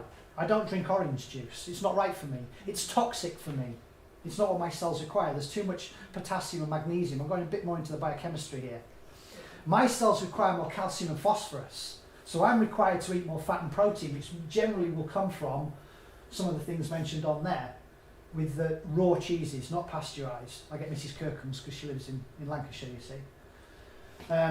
But so everyone's different. So even though you give it a label, well, that's acidic, it's not necessarily acidic. It's likely to be if it is pasteurised and if the animal was treated poorly. Okay. So my invite for you is maybe to do a little bit more homework about understanding about foods being labelled, like the pH diet or whatever, that's or the GI diet with Gallup. It's acidic, therefore when it's in my body it's going to be acidic. Your body may require that in order to get the balance. And as I said, it can switch and go the other way depending on your metabolic type. Here's the invite. It's called The Metabolic Typing Diet by Walcott and Fahey. It's on my reading list. Read more of it and you'll have a greater understanding. Like Eskimos eat 9% fat and protein. They're not in hospital with ketone problems or kidney problems. That's the fuel right for them. That's not the fuel right for you. Because of your ethnicity, you're required to eat more carbohydrates. So if we go to the Hunza tribe in North Pakistan, 65% of their diet is carbohydrates. But if you feed them the Eskimo diet, oh dear, they will, and this is where some of the research, which I'll go in a moment. Okay. Yeah. So please, once you've labelled something as well, like meat's acidic, cheese acidic, that's not right for me, I want an alkaline body. That's not how it works. Okay. The body's a little bit cannier than that. Right, I'll move on from... Sorry, I was just saying about, when the body becomes really acidic. Yes. And then what happens is it takes the calcium from the bones to kind of, I read that, to make it more alkaline, and that's how you get arthritis. That's one way of it doing it, yeah. It can take it from other organs as well. It's still required with balance to do this. If you are constantly acidic all the time, then absolutely that can lead to things like osteopenia and even another label, osteoporosis. Yeah, thinning your bones. So, absolutely. So, and usually most people are doing that by eating things like, drinking things like sodas and eating too many processed products. SAD, the standard American, BAD, the British average diet, which is crap, caffeinated, refined, alcohol additives and processed. So if you can avoid the bad crap products, then you're more likely to keep an alkaline body. But my invite still is for you is that diets don't work. Remove the last letter. It's not a diet. It's understanding that the foods that are right for you, only you know what they are. And that's why I only deal with metabolic typing to find out. But once you know what the foods are right for you, your body's still likely to change. It might switch the other way and say, okay, I've got enough of that, I want more of this. So this is where things like the form of kinesiology that I showed you before can come in. Just going on vitamin D again, what about supplements? D3? Supplements mean supplementation. Primary foods always have been. Unfortunately, down to poor husbandry, we have been, dare I use the term, prostitutes to our lands and taken more than we have actually put back. Where does that show up in our lives? The government is but a reflection of what's going on in the community. So understand then that it's to be mindful of that stuff, yeah. But with supplements, I do agree that they have their place because we have taken from the lands most of the nutrients. Even if it's organic, it's still depleted in up to 10-fold or 100-fold in things like A, B, C, D, and all the other things which again have been separated out. But they work together. Like phosphorus can affect 9 different nutrients in the body. I do hair tissue mineral analysis, either pubic hair or head hair, through a company called Trace Elements in the US. So I can tell you from the past, because that's what it deals with, what nutrients have been assimilated or not in your body. I can see how your adrenals are doing, your thyroid, your carbohydrate metabolism. Their guides are not definitive, but we can certainly see what toxins are in the body as well, or how the body's getting rid of them, or not. But again, it's measuring stuff. But understand that everything affects everything. I know we like to split things up, but vitamin C works in partnership with iron. Selenium works in partnership with vitamin E. These are just some examples, but everything ultimately works together, collectively. Further research. Who has heard of Weston A. Price? Yeah? What do you know about him? Looked at people who lived in kind of isolated today, and you looked at their teeth and what they ate and judged from their health to their diet. It's not even their teeth. Right, so if you type in Weston A. Price, you'll see pictures of people's dentures and their cranial features as well. Here's an interesting one. Let me ask you this question. It's a slight tangent, but I will come back to it. What causes tooth decay? Colgate. Just drop that brand in there. Well, ultimately, all sorts of challenges. Fluoride did, absolutely, yeah. As well as that, what causes tooth decay? Bacteria.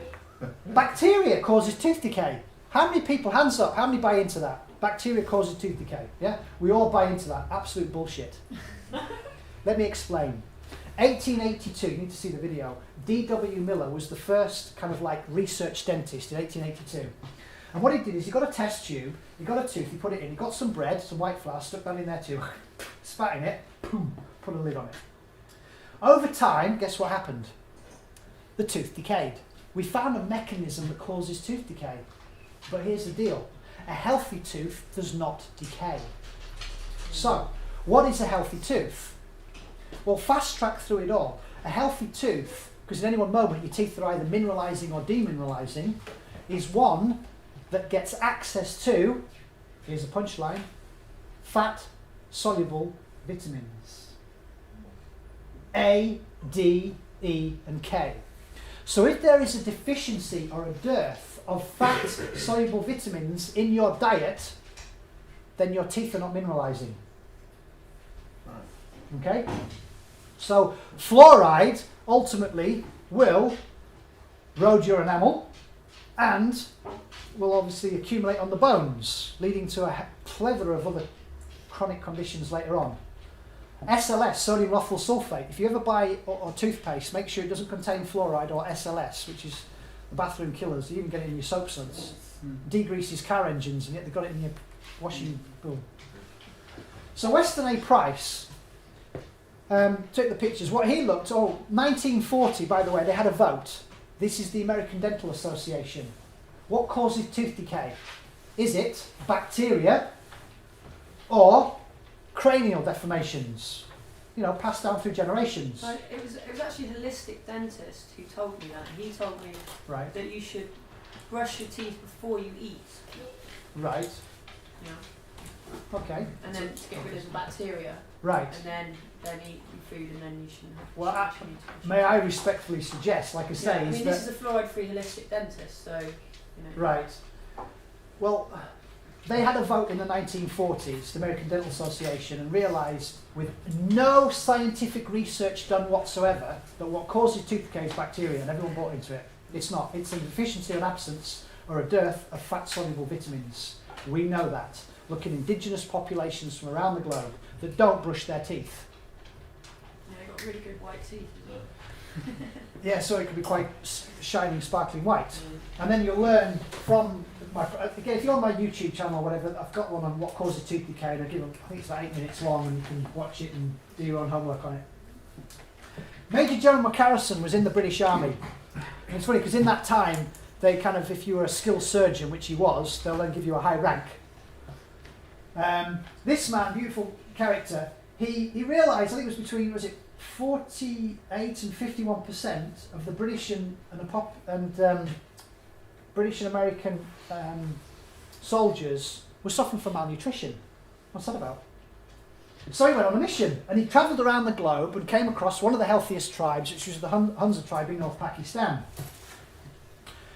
And he got their diet, 65% carbohydrates, and fed over 2,000 rats the Hunza diet. No problems, lived to ripe old ages. Unless the mum lay on the baby, and the baby might have died, but we take that out of the equation.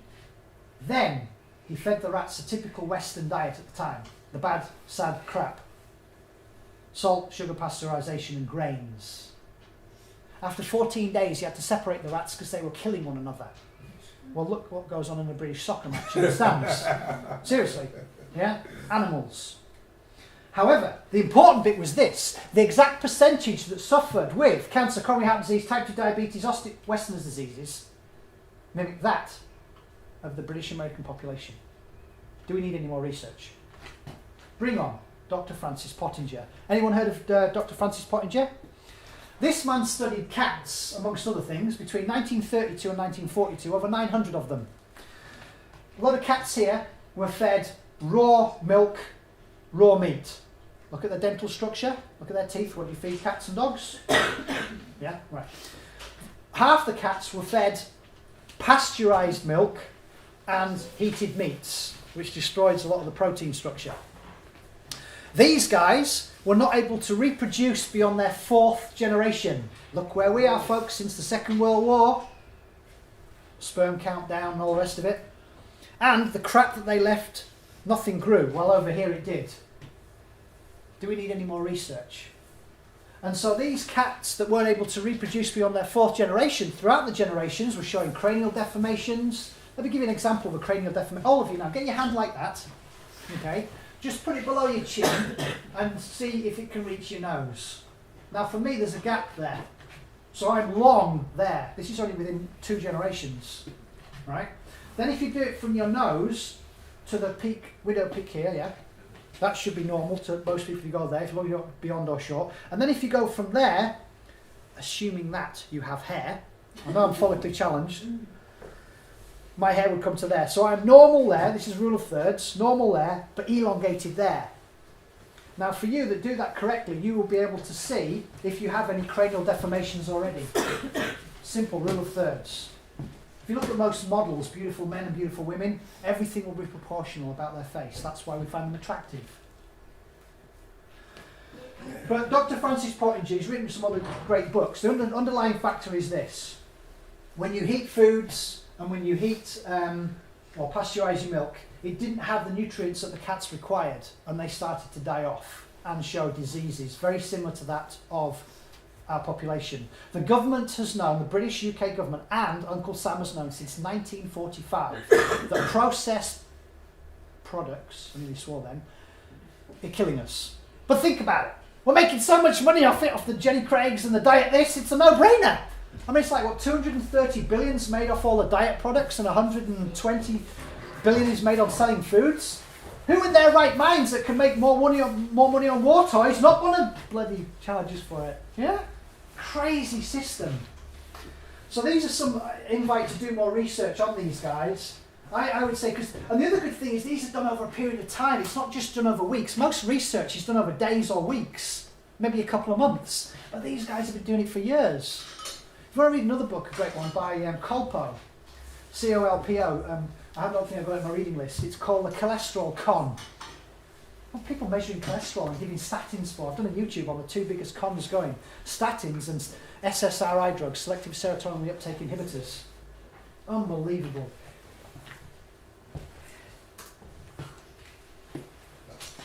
Now, most people say you are what you eat. I challenge that. You are what your body processes. Because everyone will process things differently depending on enzymes, depending on the production of hydrochloric acid and so on. So if you haven't got the flora right in here, it doesn't matter how nutritious to some extent the food is. So it's vital, this. Absolutely, that's why I call it the first brain. It communicates to that one. I've already told you that.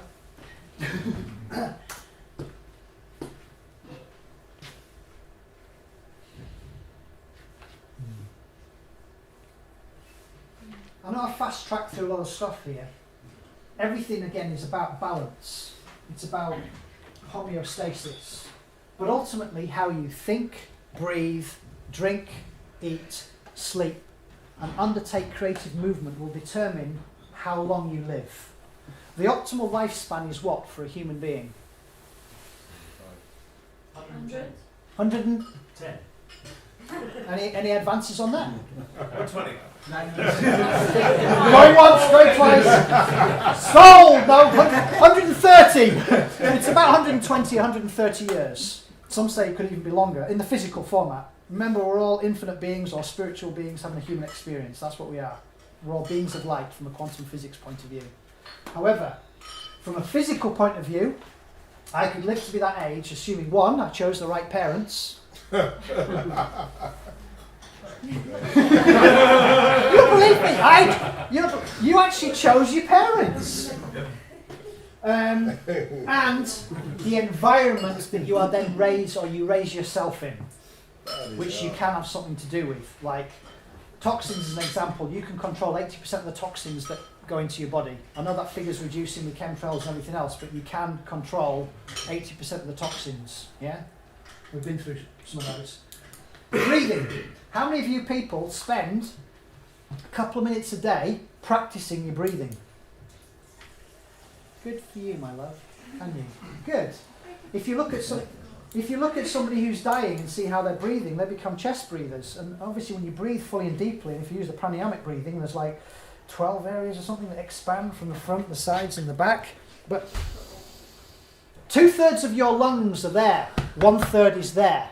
Be mindful of this, that when you expand out, how it should be is here and there, and that's a natural way of breathing. So one of my habits, I call it the 10 habits of vitality. My second habit is remember how to breathe like a baby. You don't need to teach a baby how to breathe, but as we get older, we kind of forget how to breathe like a baby. And it costs you nothing, and it can enhance your quality of life and increase your prana or chi energy. Go scuba diving, that helps. There you go. I'll give you a nitrogen boost as well. So would you recommend Tai Chi for that then? Oh, Qigong, Tai Chi, absolutely. Yeah. Beautiful. Yoga. My wife's a yoga instructor. Pilates, yeah. Find the modality that works for you. But those are more what I call the parasympathetic, the relaxation, the chi ones that put energy in. Most idiots, most people know how to work out. Anyone can work, any old fool can work out. Look at the energy going out. There's a time and a place for it. Yeah. But what about working in? A working in is different. That's where the energy comes into the body. So I work on Qigong, is another beautiful one. So there's about, we know there's 7 chakras. I can work with 6 of them with about 6 different creative movements that you could. Hey, stand up, let's practice. Come on. I will show you some simple moves that you guys can take home that cost you nothing and practice. So find a space where you can see me. I'll challenge the camera with this then. I'll stand up here. Can you recommend a good beer as well? A good beer?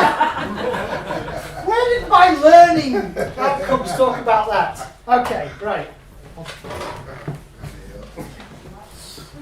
Okay, I'm going to show you a breathing squat. Now go as low as you feel comfortable. I'll demonstrate first and then I'll go through the coaching points. So I'll do it at an angle so hopefully most people can see me.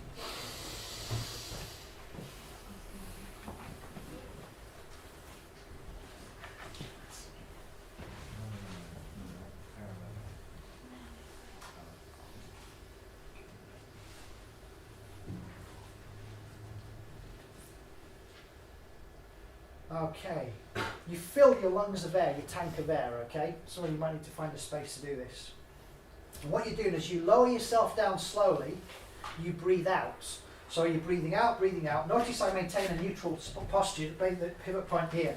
We've all got a natural curve in the spine, just maintain that integrity.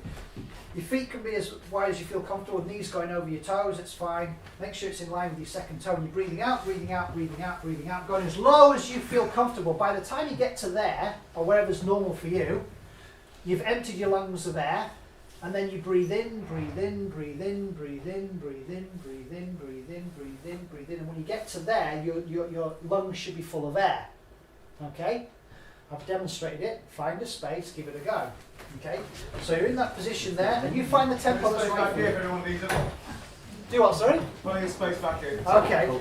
So fill your lungs of air, breathe fully in, and then as you breathe out,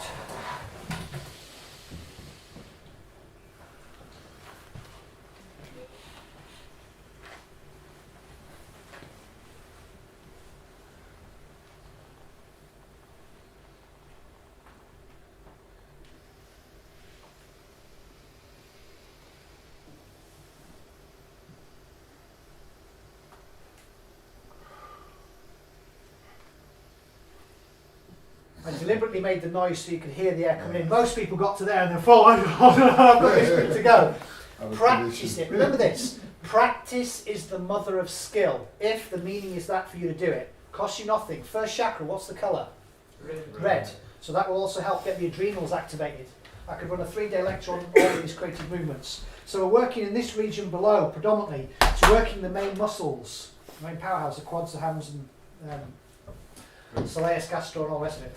So breathing squat, that will work the first chakra, adrenals, and will put energy in. So for those of you that work in the morning, they're like, you know, you're trying to get a matchstick to open these, you need your caffeine to get you going in the morning. My first invite for you is to have a cold shower. That will activate the autonomic nervous system, will get you fully energised, far better than any caffeine will. That's the second. Cold shower. Cold shower in the morning. Oh yeah, it works. We've been doing it for 3.2 million years, trust me.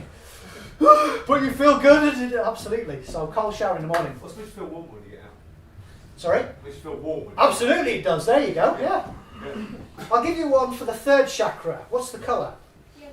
Absolutely, thank you for that. And it'll work digestion. And you can, by the way, you can do these creative movements straight after food if you so wish, because it should not be elevating your heart rate. The squats, do as many as you can, as you feel appropriate, but it will put energy in. The slower, the more of the chi, the female energy goes into the body. Okay, this is called a wood chop. You can imagine, and again, tenaciously hold on to it, I've got like an axe.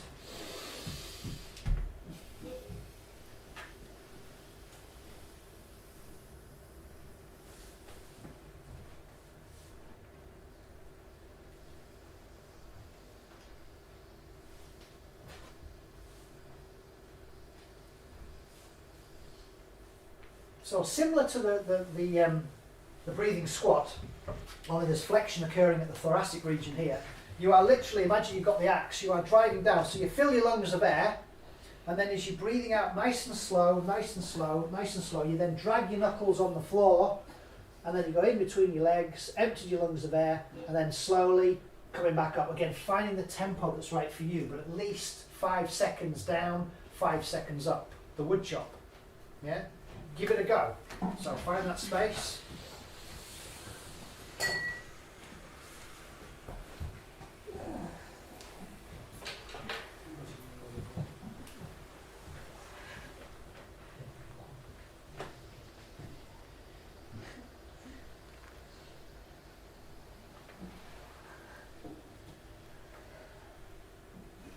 Okay, so that can help with digestion because a lot of people do have challenges in this region. Another simple one you could do is piston breathing. So, is it the side? You can probably see it better.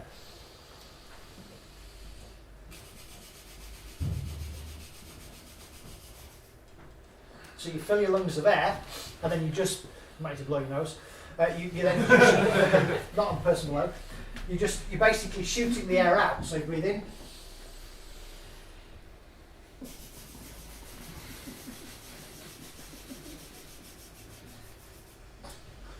And so on. So by practicing that, that will work again the third chakra.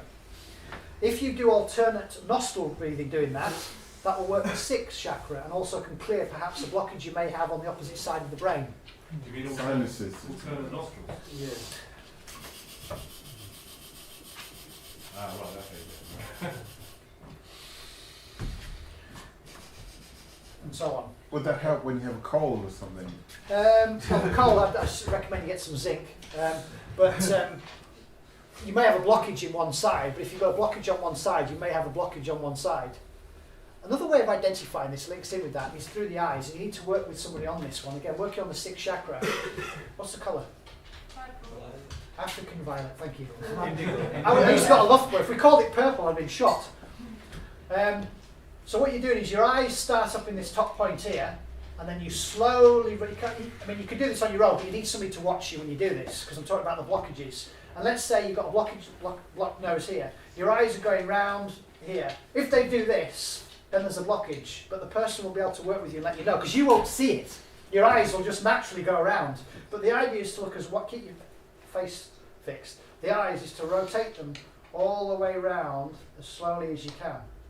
And you won't notice this, but your eyes, when it does that, they're little blockages. But once somebody can point it out to you and let you know, you can then work on that area. Yeah? Does that make sense? So what would you do for that area right there? What would you do for you that work, area? so you know you've got a blockage on that area, So then what you can would you work do? at it. So now you're aware of it, what I want you to do with your eyes is to practice slowly working on that area. And that would relieve the blockage? It'll aid it. Aid it. Okay. But, hello puppy.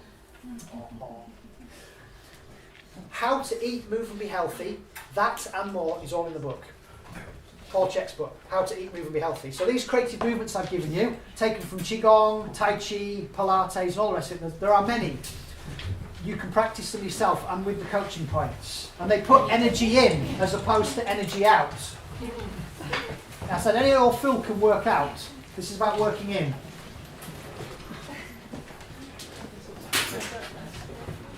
Alright, cardiac doctors. I've got to show you this, classic.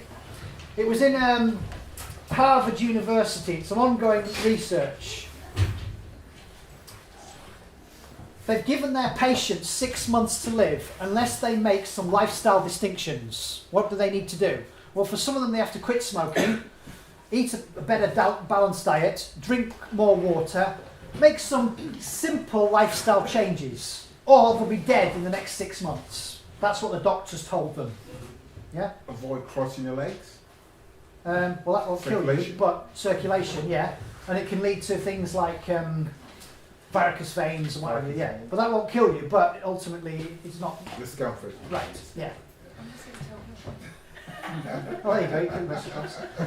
You're just having a dig, isn't it? You're just so sweet, yeah. Maybe she won't listen to me, I'll listen to him. Here's my question to you. What percentage of these people that were told by their cardiac doctors that unless they made these lifestyle changes, eating healthily, getting to bed on time, stop smoking or drinking excessively, so whatever it was required, what percentage chose to listen to their doctor and apply it? 99? 99? Less than 10? That's a big gap. Okay, 99, less than 10. 35% listen to their doctor. Any more that listen to their doctor? 5%. No. How much? 5%. 5%. 95% chose to die! What's that about? Because they were that addicted, because substances don't create demands on you. The cigarette doesn't say, look, the sex was bad last night. Why didn't you send me any money in the mail? Me and my friend. Me and my friend. That's why we form addictions to things. Me and my friend. Yeah? So many people are addicted, and what I mean by an addiction is something that doesn't give you your desired results to where you want to be. I'm not saying that people smoke are all addicted. Please understand that. I'm not saying that people that drink are addicted. I'm not saying that. But when they interviewed the families and said, well, how come they don't quit, stop? They've got no reason to live without their McDonald's. Seriously, they were that addicted to it, even though they knew they had no reason to live. Interesting. Frightening from one point of view, but interesting. Okay, over to you. From my presentation, because it's not all about me, well, it's never about me, it's always about you. What would you like to leave behind? What would you like to share? As in, I'm going to take that away and I'm going to apply it into my life. So help me. What have you found useful? What, apart from my fleece jacket, what would you like to leave behind and say, no, I'm going to challenge that, I think that's crap, or whatever else? What would you like to, or what would you like to say, yeah, that's good, I'm going to stop using plastic or whatever? I didn't talk about that. Yeah, probably not being so rigid in veganism. Okay. And not eating so much soy. Yeah, soy is terrible for men especially. I mean, if you give soy milk to a baby, you can give them up to 4 birth control pills. I mean, you wouldn't give a baby 4 birth control pills, but you will totally change their sexuality and you will ruin them for life. That's with a baby on soy.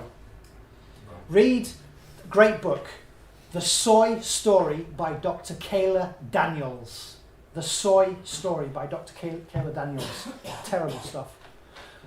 Okay, anything else anyone wants to share with me or challenge anything? Challenge Magnus. Have you seen a documentary called Forks Over Knives? Yes, I've got it at home. Yeah, and obviously the work with Dr. Campbell and things. Mm-hmm. But in that, they're showing studies with rats that are fed a high protein, like a casein diet, and then a plant-based diet, and that reverses the tumours. They're on the plant-based diet, and then and they're also showing changing between a plant-based and a casein diet. Cancer start to grow and decrease. Right. All I'm saying is, there's a lot of studies that show, high protein and sort of that's what you need. But then there's umpteen studies that are showing a plant-based diet, rich in vitamins and minerals. Right. Because people usually eat a high meat diet actually don't usually have many vitamins and minerals. Right. And you're kind of right from one point of view. Again, it's about that balance of finding what works for you. Is that don't get stuck anywhere. Okay, here's my question. Are we carnivores, omnivores, herbivores, or frugivores? All of them. None of them. I would, to some extent, yeah, but ultimately we're close to apes. What do apes eat? They're frugivores, yeah. But if you look at our dental structure, look at what our jaws do, and look at our teeth, and if you take a measurement from that hole to that hole, and you look at our internal organs, we don't mimic herbivores. At least if I go on all 4, tell me I don't look like a bear.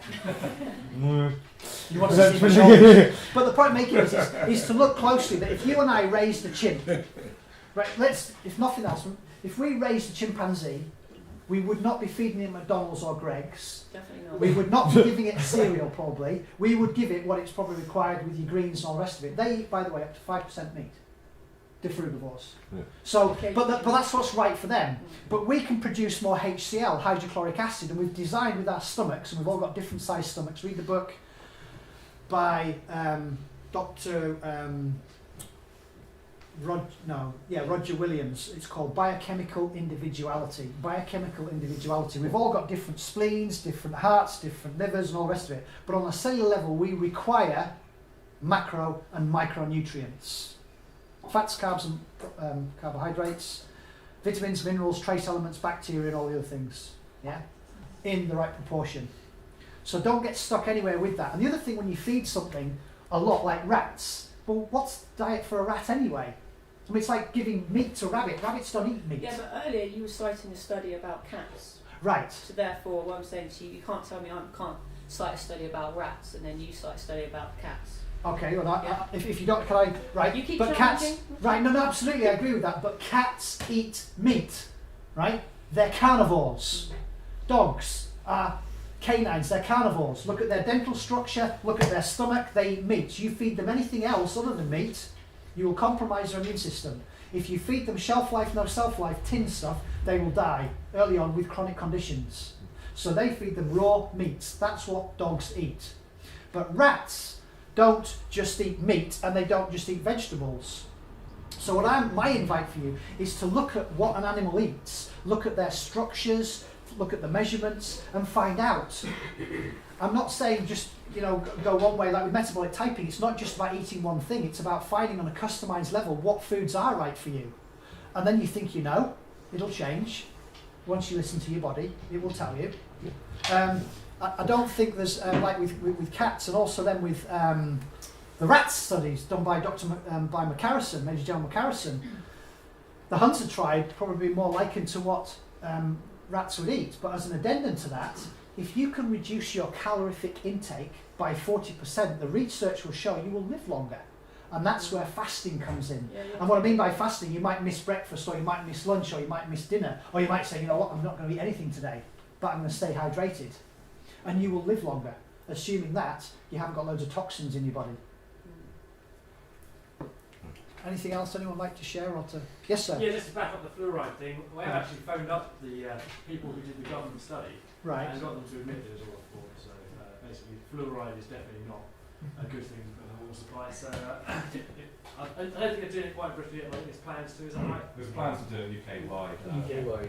So I mean, I do think it's there is no added to Bristol water at the moment. There is just naturally there is fluoride from the bedrock, which passes through you, whereas the stuff they add in builds up in your kidney. I mean, it was crazy when the research was done. It looked at one population that, as you naturally have a higher amount of fluoride in their water. Yeah.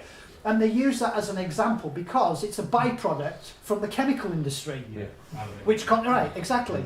And so, and of course, governments being what they are and money, it's a crazy system, and it's never been. It's toxic waste they have to pay to get rid of unless there's a local water board that wants to put it into. Or they've got a liquid fluoride Sorry, I reactor. said water board, I mean local health authority. Yeah. It's not the water board's decision. Yeah. Thanks for that. Yeah. About the whole our adaptation, like carnivores, herbivores, fruitivores. Also look at physical adaptations as well. Like we're not adapt to go running after an animal to kill it with our bare hands and then rip the teeth and eat it. And also our digestion with a carnivore, they eat it, but they also pass it really quickly, and it doesn't give them lots of energy. They've got to sleep for long periods a day just so the energy can like the Digestion. processed, yes. Yeah. And but I have seen like baboons, they eat lots of fruit and stuff. But I have seen baboons chase after gazelle babies with nobody eat them. So they do eat little bits of meat. So there is proof that That's do right. eat a bit of meat. And it is because we come from all of those things, isn't it? But ultimately it's to find what works for you. In other words, a vegan diet may serve you well for a period of time. A vegetarian may serve you well for a period of time. Eating a little bit of fish and meat may serve you, but don't get stuck there. Yeah. Don't get stuck there creating a lifestyle around a pathology that's been given to you by a doctor. Yeah. But a lot of your diets go down to your lifestyle. I mean, if you work a really heavy physical job, if you work on a building site all day, a vegetarian diet, just vegetables is not going to do you without wheat and things like that. You need more things to go into your body than just. Yeah. Absolutely, I can't agree more. So you've got to listen. The ultimate, if nothing else, listen to your body. Listen to your body. It doesn't tell a lie. Just going back. I hear quite a lot. I do follow a plant-based diet, by the way, and I'm quite healthy and happy. Yeah. But that's actually for spiritual reasons. Yeah. I don't feel comfortable about taking another being's life. Right. Okay, and everyone's different, and I'd never put nothing on anyone else. But I hear a lot, people go, oh, they tried to be a vegan, they tried to be a vegetarian and they got ill. You do hear that with people, and there's sort of an argument for eating meat. Right. And all I'm saying is, quite a lot of that time is people that have education, they haven't read and researched the foods that they need to eat. But also there's so many environmental factors going on all the time. You could have the best diet ever, but if your house is right by a mobile phone tower, you're getting zapped all the time.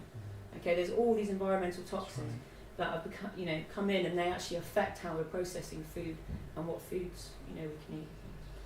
So I'm saying it's environment That's right. and food together. Have you read Leah Keith's book? No. It's called The Vegetarian Myth. Okay. She was a vegetarian and a vegan for many years and wrote about it. It's based on sustainability. And I respect and I hear where you're coming from. I mean, when you understand as well what goes on in the soil, the amount of death, destruction, decay from parasites, fungal and all the rest of it, in order to feed the plants, there's far more that goes on in the soil than we could ever reproduce on land, not that we would want to anyway.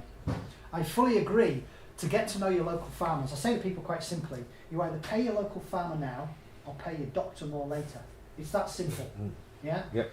So by all means get to know the doctor. Sorry. Cancel that. But well, get to know him just on friendly terms. By all means get to know the farmers and find out how they treat their animals. But the way I see it, you see, with meat side is I thank the Great One for it. And I know that it's now going into me and I'm giving it new life. That's the way I see it. So I don't look at it from a negative side. I'm not saying that you are, but that's how I see it. That if I have any chicken or fish or whatever, it's now creating new energizing cells. We all have telomeres which are connected to our cells, and that will determine how long you live. If you have short telomeres, you won't live very long. And one of the ways I know to keep them as long as you can is to put in the right fuel. And it never stays the same, it's always changing. But don't get stuck anymore. Look them up on thing, but basically they are connected to all cells and they determine how long you live. They're like, every time a cell turns over, the telomere will shorten. And so it can turn over so many times. A fast track way of doing it is to add sugar. If you want your telomeres to shorten quickly, add sugar in. That's why you get with girls that are 8 or 9 years old having periods. They used to be 17. How come? Because of carbohydrates.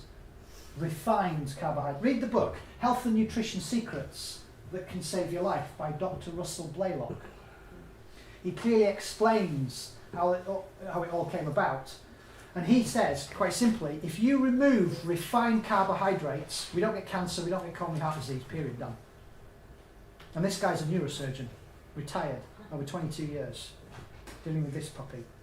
So the information's out there. What I find, you will always find what you are looking for. So if you really feel strongly about something like paleo diet, everyone says, oh, you're a paleo diet person. Okay, it's another label. I suppose I'm closer to that than anything, but I deal with metabolic typing, okay. Although, you know, I'm not anti anything. That's like Mother Teresa said, you know, she'd never ever go to an anti-war, but she would go to a pro-peace. I'm for anything, really. Yeah. But as long as it works for you. But like I say, it's not a genius formula to bang on doing something when you are causing yourself harm in the way of you are suffering from deficiencies. So you've got to listen to your body. One of my great mentors, Paul Chek, he was a vegetarian for a year. He reduced himself in size from it, but he listened to his body and he didn't want anything for that, and that was fine. Now he's back to eating a bit of fish and introducing other meats. That's his choice. But be mindful of your choices. Are they being of service to you and those around you? But it always starts with you.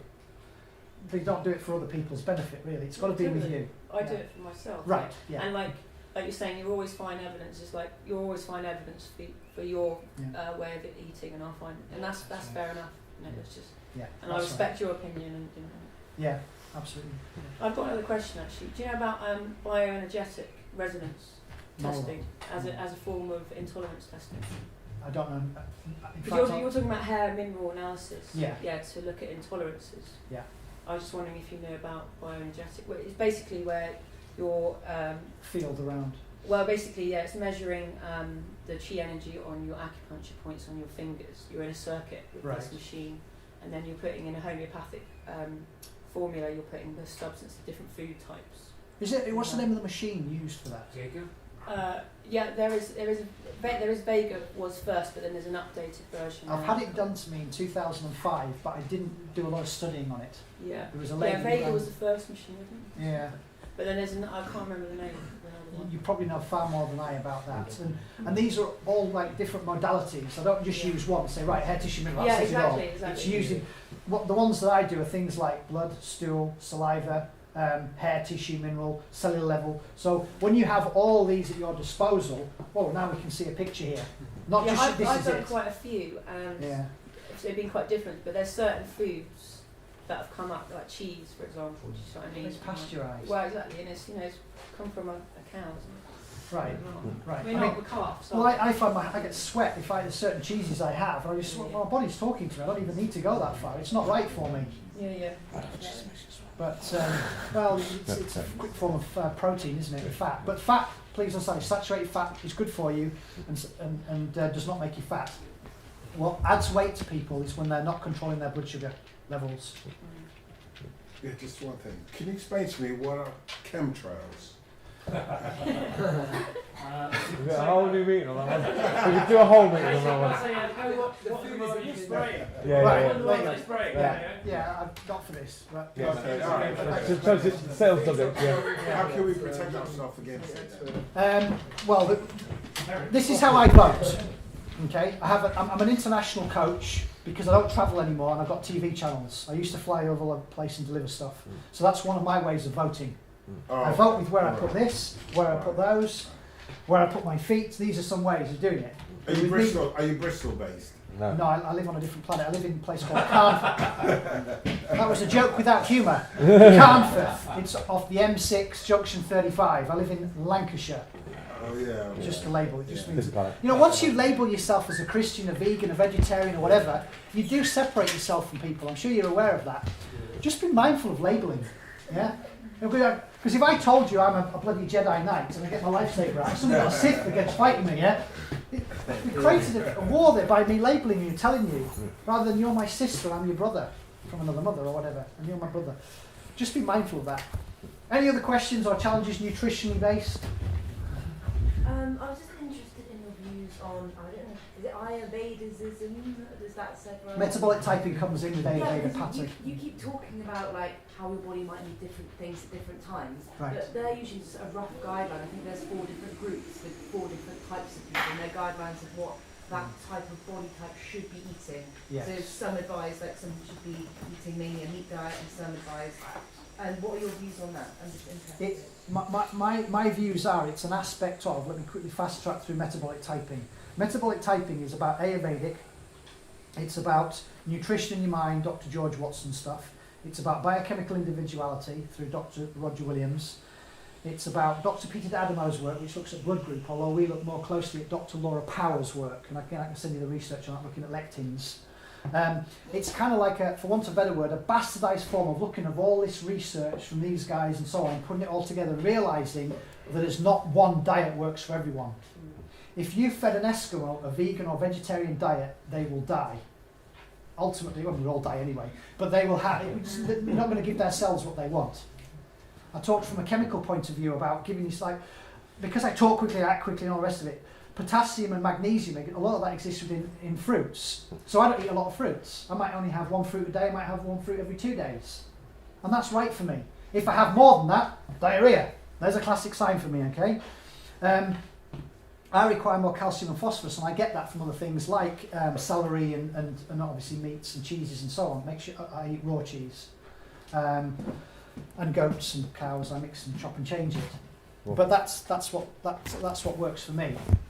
But my invite is to use the form of kinesiology. If you send me an email, I'll send you the form. It's just a sheet where you can write down the food and do it and what it means, 4 beats, what I mentioned before. And then you can easily practice that form of kinesiology on the foods that you believe are serving you or not serving you.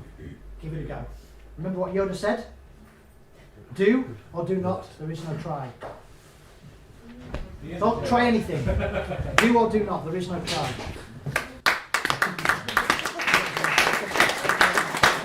Good night to leave it on, I think.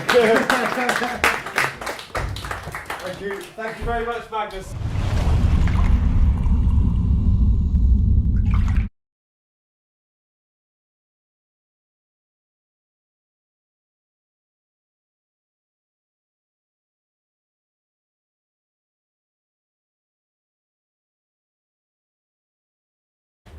Resistance being the first act of war. When you fight something, you're not learning. There's nothing to resist. Things are what they are. I'm going to present some information. If you don't agree with it, that's fine, but do come back at me. It's not like I'm some pedagogical figurehead or all font of knowledge. I have a little bit of knowledge, and there's far more that I don't know. And you guys, there's a plethora of knowledge in here. You could probably, everyone can learn from everyone.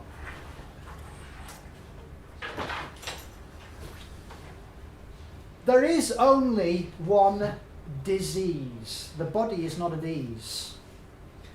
What you will understand though is because when you go to our disease management system, let's call him or her a doctor, they will give it a label. And with that label, there will be a drug or a medical procedure. I'm not saying this is wrong. In my opinion, there are two wonderful things that you want to go to your hospital or see your doctor for. One is called acute traumas. What do I mean by that? Cancel this thought, but if you're in a car accident or your finger fell off or your leg fell off, assume it's not your head, anything fell off, you want to go to your doctor or to the hospital, yeah? We all agree on that. That's an acute trauma. The second thing would be diagnostic modalities. So in other words, if you would like to know, except say no to mammograms, yeah? If you would like to know what's right with you, rather than what's wrong with you, blood tests, stool tests, saliva tests, whatever it is, go to your doctor. Is that okay? In my opinion. Anything else in between that, you are the best doctor for you. So you can listen to your body. Here's something, if nothing else in this presentation, that I'll leave with you. If your discomfort or pain in your body had a voice, what would it say to you? What advice would it give you? Now, it's a rhetorical question, but think about it. So whenever you feel that you've got a headache or whatever it is, just ask yourself the question within yourself. What's my body wanting right now? Or what does it not want right now? What's it actually asking me or telling me to do? Is that okay? Does that make sense? Yeah? Cool. 2 ways to create a disease. That's a question to you. Notice I've left them blank. What are they? Listen to your body's needs. You certainly need to listen to it, but in order to create a disease, what would you need to do? You need to put yourself into, it's part of the environment. Sorry. Out of balance. Absolutely. Yin and yang, we're out of balance. Oh, I would say the first one would be toxicity. So here's a question for you. How many of you people put deodorant on, but wouldn't think of putting it? So here's my tidbit. Again, if nothing else in this presentation, remember this. Never apply anything to the biggest organ on your body, which is your skin, unless you would eat it. Does that make sense? Because anything you apply will then be absorbed. And that will challenge then the second biggest organ, which is your, thank you, your liver. And that's the main detoxifier, although it could also be the kidneys get involved with it. So as a healthy tidbit, I'm not into brands or Dr. Hauschka or anything like that, that if you can find something that's organic, being serious kills passion, but worse than that, it kills people. That's why we're in Libya and Afghanistan, so I'm not always going to be serious, okay? But just be mindful of these things, that it is living and breathing, and if you do apply, so if you've got deodorant, you might want to put it on your clothes or whatever, rather than putting it on your skin. Is that okay? So toxicity. The second way would be deficiency. Let me explain, or I'll give you some examples. If you people, do you know of anyone who is deficient in, say, vitamin D? What could they create in their life? More sunlight. Thank you. Rickets. Yeah. Now, it's actually not a vitamin, it's a pro-hormone. And I could give a 3-day lecture on it, but I'll touch on some of it later on. So rickets is one of the things we're familiar with. It's actually a strong messenger to tell the calcium and phosphorus where to go, and other nutrients. However, depression and cancer. 77% of all cancers can be prevented or alleviated with having enough vitamin D. Between 40 and 60 nanograms per milliliter in your circulatory system. You would need to have a blood test for that. I've got the information coming up on the slides. By the way, if you send me an email, I'll send you the slides.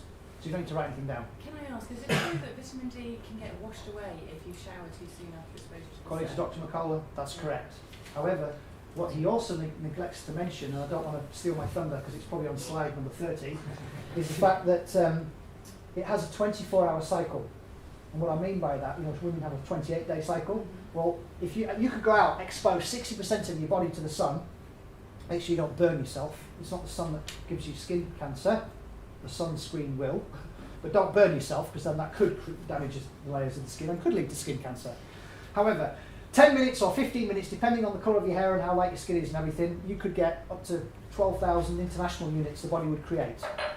But unless you then went to sleep in a totally darkened room and went through the normal cycle 24 hours, that from cholesterol converted from UVB goes through 2 other phases to then create what's called vitamin D in the body.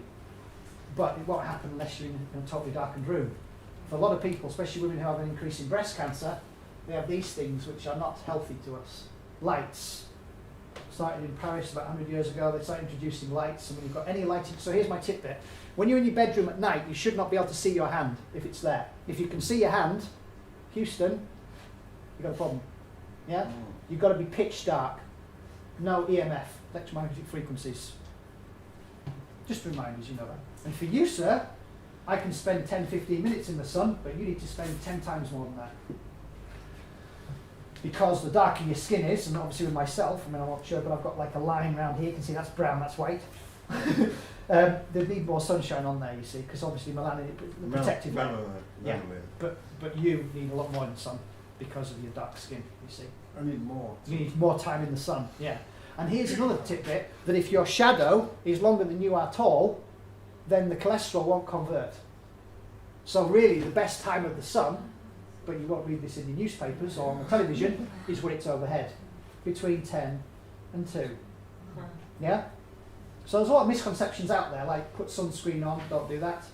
Cover up and don't burn yourself, absolutely. But the sun has never ever been the enemy. And if you've been onto my Natural News or my YouTube channel, I even show you about sun gazing as well. So, just a quick reminder, 2 ways to create a disease are toxicity and deficiency. If you're deficient in vitamin C, what could you? We used to be called limeys, didn't we? We used to call us limeys, yeah? So we know scurvy. If you were deficient in B1, beriberi. So we know that deficiencies lead to diseases. So the only 2 ways then, well, here's one disease, you're either healthy or you're not. 2 ways of creating it: put yourself in a toxic environment. It can be mindset, incorrect programming or whatever, that'll stress you, use more of your resources. But it's going to lead to toxicity, deficiency. If you are stressing yourself, even if you're putting in the right fuel, you are using more of your resources. So be mindful of that. And the other thing is, if you're stressing over something, that means you're resisting. And I've already talked about resistance. There's nothing to resist. Everything occurs exactly on time, just as it's meant to. How do we know? Because it occurred. Yeah? People die on time, people are born on time. When you fight any of those things, more nails in your coffin. I'm not saying don't get anxious, I'm not saying, don't worry about, well, I'll go through some mindset things, but just be mindful that the bottom line is you are teaching others how to behave that way. And if it's not serving you, it probably won't serve them either. Yeah?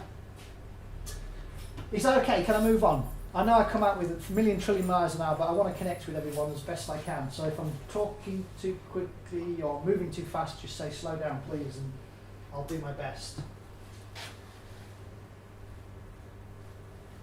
I think the 2 greatest challenges we have on this planet at the moment is low self-esteem and fear. You familiar with those 2 things, yeah? Low self-esteem, I'm not good enough, I'll never amount to this. Why does this always happen to me? I'm sure we can all relate to that. Thank you, Mum and Dad. These are the 2 main things which you people probably already know. Again, I'm just reminding you that your emotions are created by motion. So, how quickly you move, that just can slow the heart rate down, so it can give an incorrect reading. So, just find your radio after 5 minutes. And just remember the number. Take the food and put it in your mouth. Do not chew it, just put it in your mouth for 1 minute. After the minute, take your pulse rate. The physical body has no reason to lie to you. It won't lie. It'll tell you. If it goes up or down 4 beats, you're intolerant to it. Now, maybe you got the food, go, well, there's loads of stuff in the food, I don't know which. It's an invite. Another example. How many of you people have been to a restaurant and then you see people blowing their noses or coughing perhaps or sneezing? Yeah? Now, why would they do that? Well, the physical body's talking to them. There's a form of communication. Later on, they may perhaps get a headache, and please remember this, if nothing else this evening, your headache was not caused from an absence of an aspirin. Yeah? So what was the etiology or root cause of it? So, well, absolutely. So the physical body is talking to you, it's asking you to change your direction to the degree that you want to. And for most people that are lost, they will continue doing what they previously did, getting what they previously got. What do I call that? The definition of insanity. Yeah? Doing the same thing over and over and over again, but expecting a different result. So, so what would you like to receive from your spirit? Anyone else would like to chime in? What would you like to receive? What's the reason for being here? You've kindly shown up. Anytime above ground is good, but why are you here? What do you want to receive? Notice I said receive rather than get. Thank you very much. No worries. I need my fix. Me too. What's the reason for being here? What would you like to receive? This is my first time here, so I'm just Ditto. curious. Curious? Yeah, You never kill the cat, so. Gain an understanding. A greater understanding of nutrition and lifestyle choices. Okay, great. Well, as we go along, if something suddenly jumps in your head, let me quickly remind you about a lovely quote by Buckminster. One of the dumbest questions ever is one that's never asked. So please, if you've got a question or something, just chime in. And if I feel it's going on the same path, I'm going to take you on a journey, but I want you to discover yourself on this journey. Okay, this is my journey. And sometimes people say, I've got so many recordings on my channels and everything, and I say, the reason I put them on there is so that I learn. Because remember, those that teach something, the reason we teach it is so that we learn it. So if you do martial arts, so you teach something like that, why does somebody teach a martial art? So that they get better at it. That's why I teach what I teach, with nutrition and everything else. Question, is it okay if I ask you questions? Yes. Everyone, is that okay? Yeah, that's brilliant. Is it okay, do I have your permission to challenge some of your beliefs, notice the LIE, and values? Is that okay too? I'm not saying, by the way, that I'm right and you're wrong, but is it okay if I challenge some beliefs and values? They may come up for you. Is that all right? Yeah. Challenge her values. Yeah, okay. But I want to challenge yours. Okay, thank you for that. And I've set a context here, and a knowledgeable fun. Information is not power. Unless, and this is the addendum to that, it's applied. You can have all the knowledge in the world. Yeah. So what? That's true. Is that okay? Yeah. So what the invite is on this, I will provide you with some information. I might slip out a little bit of research. For over 7 years I used to teach at the university, so Mr. Cerebral here. That didn't work, so let's do it again. Learning outcomes, you've got to have those from an academic point of view. I think ultimately, I should have got my own pen here, increase your knowledge, absolutely. I'm not going to insult your intelligence and read all the slides, by the way. Conquer indigestion. It is my understanding that one of the greatest challenges we've got is with our first brain, which is here. And for those of you that have challenges with your first brain, you will also have challenges with that. And then obviously in what's outside, in your reality, which you all know is an illusion. Just make it a good one. Overcoming fatigue and allergies, bolsters your immune system, all the things that I'm going to remind you, ultimately, these things will happen exactly on time. Notice when you fight something will determine how you feel. Now for some people, moving really, really quickly is draining, so that's not the right pace for you. But for other people, that might be okay. However, your emotion will be created by the motion. I mean, we're all familiar with Tai Chi and Qigong movements. Those are quite energizing, the Qi energy, which is the female smart energy, for the body. But for other people, they prefer to be out running on the treadmill of life. And they feel energized. So physiology is very important, that's number one. The thing is also, movement is life. If you didn't move, you would die. Stagnation. Yes. It's like gas brake, you focus on the brake. Halt on evolution, game over. So movement, we're designed to move. We were actually designed to, well, women especially were designed to sprint and then fall down. We weren't designed to do marathons. I'm not saying don't do a marathon, I'm just saying be mindful that we were designed to sprint. And that, my kind of training, that's, well, I'll sprint and that's it. A couple of times, and I'll do functional training. What you picture in your mind, what you tell yourself, what you're paying attention to, how could be the dimensions of the picture, the volumes of the sound, the brightness of the colours. So my invite for you is to just imagine that, let's suppose that you and I went out on a date. Okay? No chance. I'm going to flatter myself. And let's say we went out on a date, and after those 3 hours, let's say we went to a venue like this, and a lot of things are happening, and we left, and I go, did you enjoy yourself? And you go, well, Magnus, I had a shit time. It was pretty crap. Crap's caffeinated. No, but I'll go through what crap stands for. But you didn't enjoy yourself. And then you went through what you didn't enjoy. I bought you the wrong drink. Typical bloke, I didn't listen. There were some people in there that were fighting that you didn't particularly like. There were some people having an argument. And you know, and you focused on that. So this is like a camera. What it does is it zooms in on things and it makes things larger than life for smaller life. I mean, hands up, how many people do this? Yeah, do you guys do that? Yeah? Well, your quality of life then is designed what you focus on. The thing is, I had a great time. I got chatting to this beautiful brunette, and you know, we did a bit of flirting, we would do a little bit of dancing, and I had a good time. I might have not really noticed the people that were fighting. I might not have noticed the other things going on. I wasn't picking up on those things. It's not that they weren't going on, I just wasn't paying attention to them. I'm not saying I'm right and you're wrong, but I had a good time, you didn't. This is just one example. But it's all down to focus. And I won't fast track through, but simply I do it when I get people on stage and I get focusing on colours and all the rest of it. And quite simply what happens is you're quite easily programmed. We all are.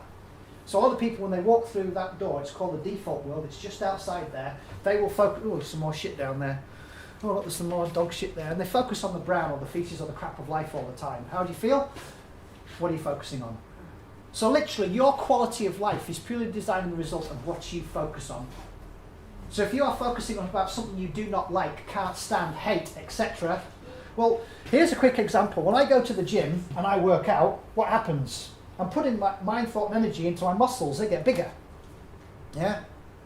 Well, that's what happens with your thought process. When you feed something, give it some water or whatever, it grows in size, it expands. But you don't want it in your life. Well, what are you focusing on? She said this, she did that, I can't believe he did that. Blah, blah, blah, blah, blah. Again, you're fighting reality. Does this make sense, mate? I do this often, so I'm sharing my examples with you, yeah? As soon as you fight that, more nails in your coffin. There's only one thing worse than forming a judgment, in my opinion. Smoking excessively and drinking excessively, but forming judgments. If you form judgments, judge another person about how they look, how they attire, how they walk, how they talk, whenever you judge another nail in your coffin.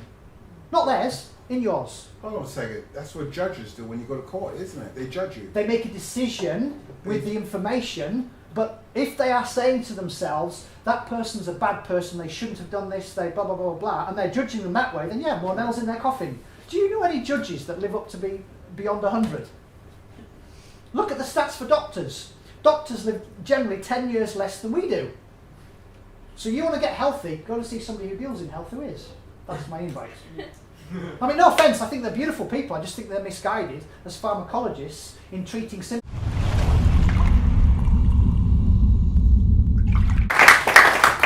Is it me or is it nice and hot in here? Good evening to you all and thank you for showing up. Can you hear me at the back? Yeah. Okay, and you can also see me. Hands up, how many of you guys have actually been to either of my two TV channels, youtube.com or naturalnews.tv? Just yourself, yeah? Which one have you been to? Natural News. Natural News, okay. Thank you for that. Anyone else? No? Okay. Because I wouldn't want to play the same stuff. May I ask what you thought of it and be honest? I think it's really good. Okay, yeah. Well, which accounts for why you're here today. So thank you. I'm not actually going to teach you anything this evening, but what I will do is remind you some things that you may have forgotten. We're all intelligent people. There's the plethora of knowledge out there. However, I do believe that it's easy for us to get lost. Now, aside from the ego credentials on here, which I won't bore you with, I've kind of mentally abused myself at many different institutions and universities, hence all those initials. But if you're going to ask me who I am, and this isn't really who I am, but I'll tell you anyway, I've got a student and a teacher of health, so that's just a label. But really anything after I am is BS. That means it's a belief system. But the closest you can... What were you thinking?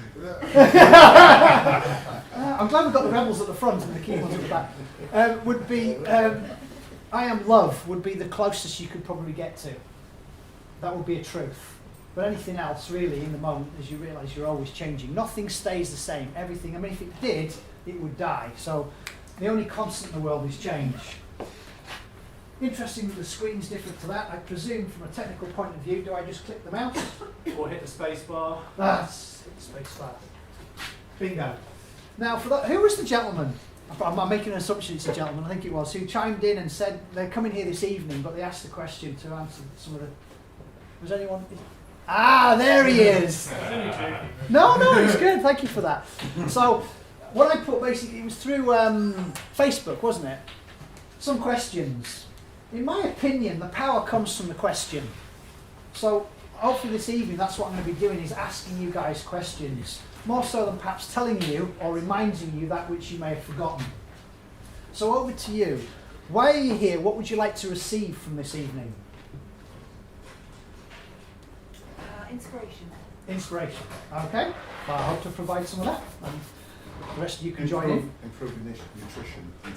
Improving on nutrition. Definitely, I will certainly cover that. I'll remind you some key things which genetics, if you believe a lot of Dr. Bruce Lipton's work, may account for 5%. So that means that 95% will be environmental.